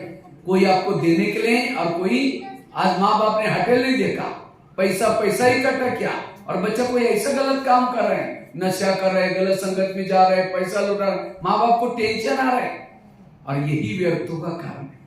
इसलिए ये बच्चे मेरे पिछले जन्मों का हिसाब समझ करके पॉजिटिव बनो, ना गुस्सा करो ना निगेटिव सोचो, अपने आप सब कुछ ठीक हो जाएगा। इसलिए पॉजिटिव बनो। ಹಾಗೆ ಇತ್ತೀಚಿನ ದಿನಗಳಲ್ಲಿ ನಮ್ದೇನೆಲ್ಲ ಸಂಬಂಧಗಳಿದೆ, ಯಾವುದೇ ಸಂಬಂಧ ಆಗಿರ್ಬೋದು, ಅದು ಮಗ ಆಗಿರ್ಬೋದು, ಪತ್ನಿ ಆಗಿರ್ಬೋದು, ಪತಿ ಆಗಿರ್ಬೋದು, ಯಾರ ಜೊತೆ ಆದ್ರೂ ನಮಗೆ ಪ್ರಾಬ್ಲಮ್ ಆಗುತ್ತೆ. ಮಕ್ಕಳು ಇಷ್ಟೆಲ್ಲ ನಾವು ಓದಿಸಿದ್ವಿ ಬೆಳೆಸಿದ್ವಿ, ನಶೆನಲ್ಲಿ ಹೋಗ್ತಿದ್ದಾರೆ, ತಪ್ಪು ದಾರಿಯನ್ನು ಹಿಡಿತಿದ್ದಾರೆ, ನಮ್ಗೆ ಟೆನ್ಷನ್ ಆಗುತ್ತೆ. ತಂದೆ ತಾಯಿಗಳಿಗೆ ಸುಮ್ಮನೆ ಇರ್ತಾರ, ಮನಸ್ಸು ಸುಮ್ಮನೆ ಇರುತ್ತಾ? ಟೆನ್ಷನ್ ಆಗುತ್ತೆ. ಅದೇ ಏನಾಗುತ್ತೆ ಅಂದ್ರೆ ಕರ್ಮ ಗುಹ್ಯದ ಗತಿಯನ್ನ ತಿಳ್ಕೊಳ್ಳೋದ್ರಿಂದ ನಮ್ಗೆ ಏನಾಗುತ್ತೆ, ಸೊ ಇದನ್ನೆಲ್ಲನೂ ಕೂಡ ನಾವು ಪಕ್ಕಕ್ಕಿಟ್ಟು ಪಾಸಿಟಿವ್ ಆಗಿ ಥಿಂಕ್ ಮಾಡ್ತಾ ನಾವು ಅವ್ರ ಬಗ್ಗೆ ಸಕಾರಾತ್ಮಕವಾಗಿ ಥಿಂಕ್ ಮಾಡೋದ್ರಿಂದ ಪರಿಸ್ಥಿತಿಗಳು ಸಹಜವಾಗಿ ತಣ್ಣಗಾಗುತ್ತೆ ಅಂತ ಅನ್ನೋದು ತಿಳಿಸ್ಕೊಡ್ತೀವಿ. आज कोई लूला बना, हाथ से दुरुपयोग किया, मर्डर किया, इस जन्म में हाथ नहीं होता, किसी का दिल तोड़ दिया, हार्ट का प्रॉब्लम, आंधा बना, आंखों का दुरुपयोग किया, शरीर का दुरुपयोग किया, बीमारी हो गई, ये सारी जो शरीर की रचना कर्मों से बनती है। इसलिए लोगों से नहीं डरो, अपने कर्म गति को समझना और इसलिए हमें पॉजिटिव बनने के लिए इस कर्मों को समझ करके चलना है, कभी भी टेंशन में नेगेटिव में नहीं जाना है।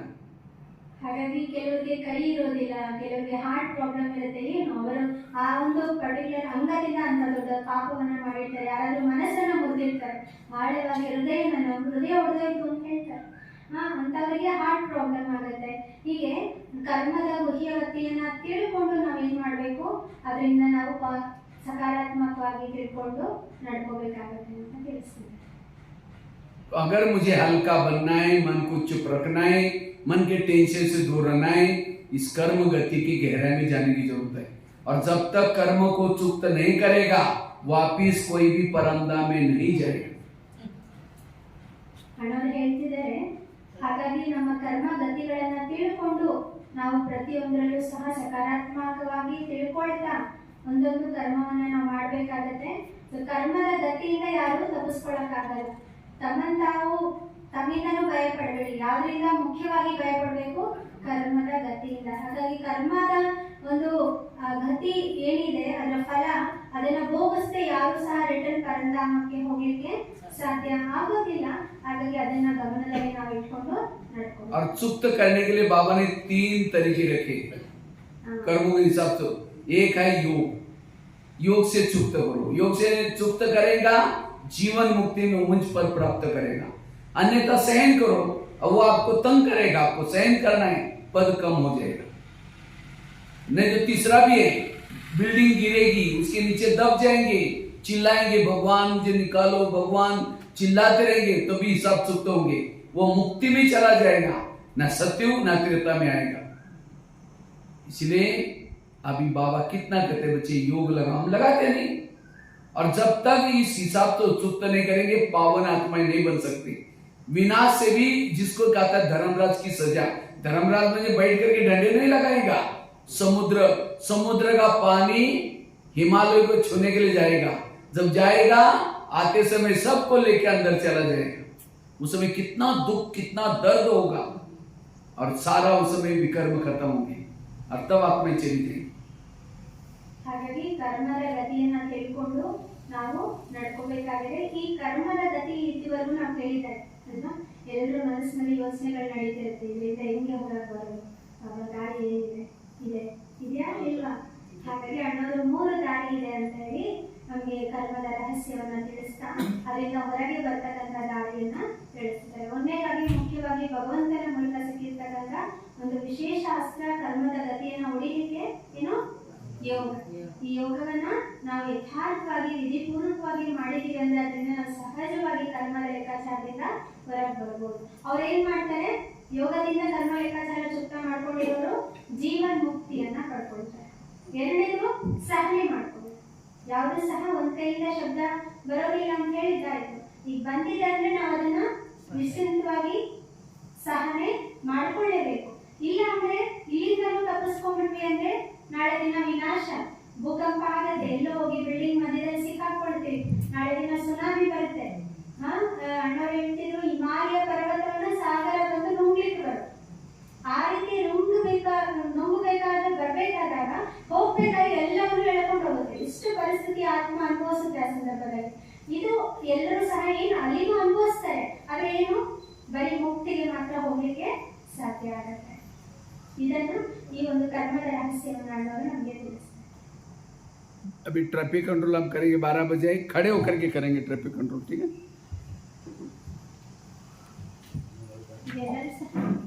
खड़े होकर के, खड़े स्टैंडिंग से।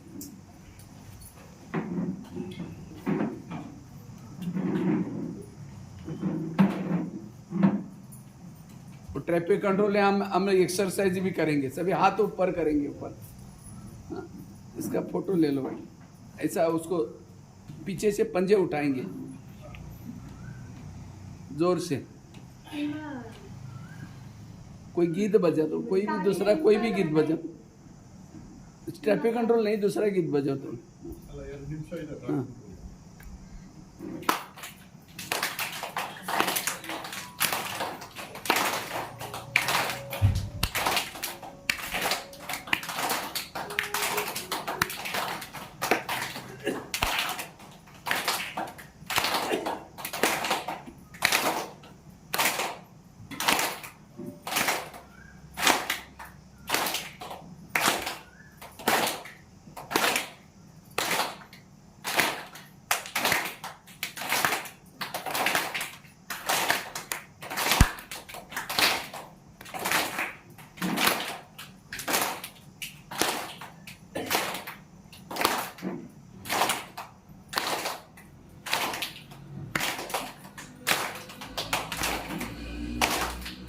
ओके, नीचे बैठिए। सबका आलस खत्म हो गया।